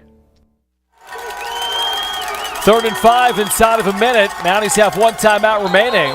And Mansfield may have gotten Penn to jump, or was it the opposite? We'll see. Full start. Offense, number 75. 5-yard penalty. 3rd down. Killer. Brendan McDermott, senior lineman, moved early. There you see it on the right side of your screen, moving up. Jumping that snap count, making the move on the line. So now you're back 5 more yards and back to a 3rd and 10. 58 seconds to play. Obviously 4 downs if they need it. Remember that the Penn secondary is young. Maniscalco can't get out of the arms of some tacklers there. Picks up 2 yards. Mounties still have a timeout. The clock is ticking. Well, they need to use their timeout here. They're not going to. Now inside 40 seconds. Precious seconds coming off here, Phil. Inside now 30 seconds. 4th down. Game on the line. Maniscalco under pressure. Still on his feet. And it's complete for a 1st down. Eddie Larkham with 14 seconds to play. You got to call timeout. You got to wonder clock management there. They coming right up and looks like they're going to spike the football here if they can. The sticks move. Clock is stopped for the time being. Now they'll start it and they'll spike it.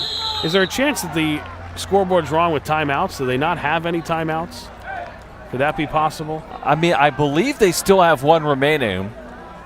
And now Penn is taking a timeout. So we'll take a timeout. 14, 13, 12 seconds to play here on the Sports Fever Television Network.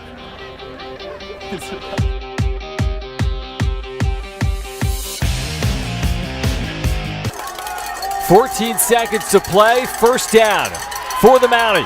Maniscalco in trouble. He's sacked back at midfield. Dropped by Ed Kai, who's had a huge night. And the Mounties will take their final timeout. Kai with a lot of big plays defensively, and that was the big one there. Able to get the big sack. Take a look, looking down the field, trying to go deep, the pump fake, and Kai comes up there to make sure he goes down to the field for the sack. So 7 seconds remain, and Matt Martucci on field with the meaning of tonight's game out here at Mansfield. Well, guys, obviously not only just sprint football, but this is the Josh Palmer Classic. It's the 14th annual, and it's named after a former Mansfield football player who beat Hodgkin's disease after 2 years, was able to come back and play football at Mansfield shortly after started the Josh Palmer Foundation that raises money for cancer patients. They've raised almost $1 million to this point. Winner gets the Palmer Cup. Guys?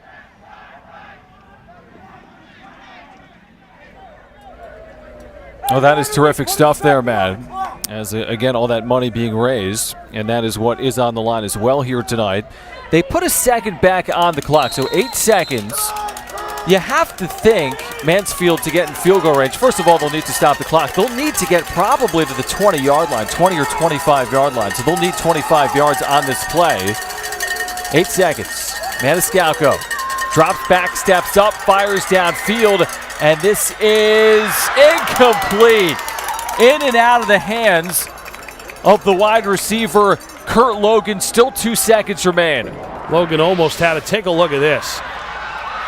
Logan down there trying to get it on the rebound and nearly got it. Now you have 2 seconds to go, so your only option is Hail Mary. Get the ball down the field and throw it as far as you can and get some receivers down there. Hope it's tipped up in the air. And of course, Penn, they're gonna play their defense back far and make sure no one gets in behind them. But at this point, this is your only option. If you have enough time, obviously it starts at the line of scrimmage. You got to give your quarterback enough time to set up to be able to fire the ball with the wide receivers able to run down the field and get down far enough and be able to have a time for the quarterback to step up and step into a pass and trying to throw a pass 40 or 50 yards. They'll go empty. This is the final play unless there is a defensive penalty. Maniscalco steps up, throws short.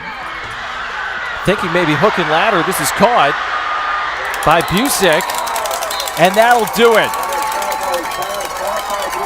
Penn has won here tonight, 14-13, with a huge fourth quarter comeback. Now a flag is on the field after the time has expired.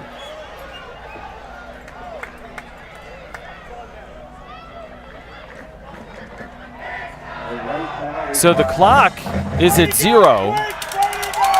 A flag is down, and Penn leads 14-13. The play was over. Unsportsmanlike conduct. Number 2 on the offense. Also, number 21 on the offense. Both players have been ejected. The game is over. Quakers win at 14-13, Phil. What a finish. What a finish. And Mike Beamish here tonight, Phil, has to be your player of the game. Has to be your NovaCare player of the game. Brought to you by NovaCare Rehabilitation. NovaCare, the power of physical therapy. Take a look at Beamish right here, finding his way to get in the end zone not once, but twice. And Beamish 5th all-time on Penn sprint football, rushing the football over 2,000 yards now in his career with a big night tonight for Beamish. He's the one that led him back, and Mansfield had a 13-0 lead, but Beamish and the Quakers come across and come back and win this one 14-13. Beamish with the 2 touchdowns, 125 yards, and Penn escapes with an opening night victory over Mansfield here under the lights. What a special evening out here. We thank everyone involved. For my partner Phil Shaner and for Matt Martucci, this is John Schaefer saying so long for our outstanding Sports Fever broadcast crew as well. 14-13, Penn wins it for Mansfield. You've been watching college football on the Sports Fever television network.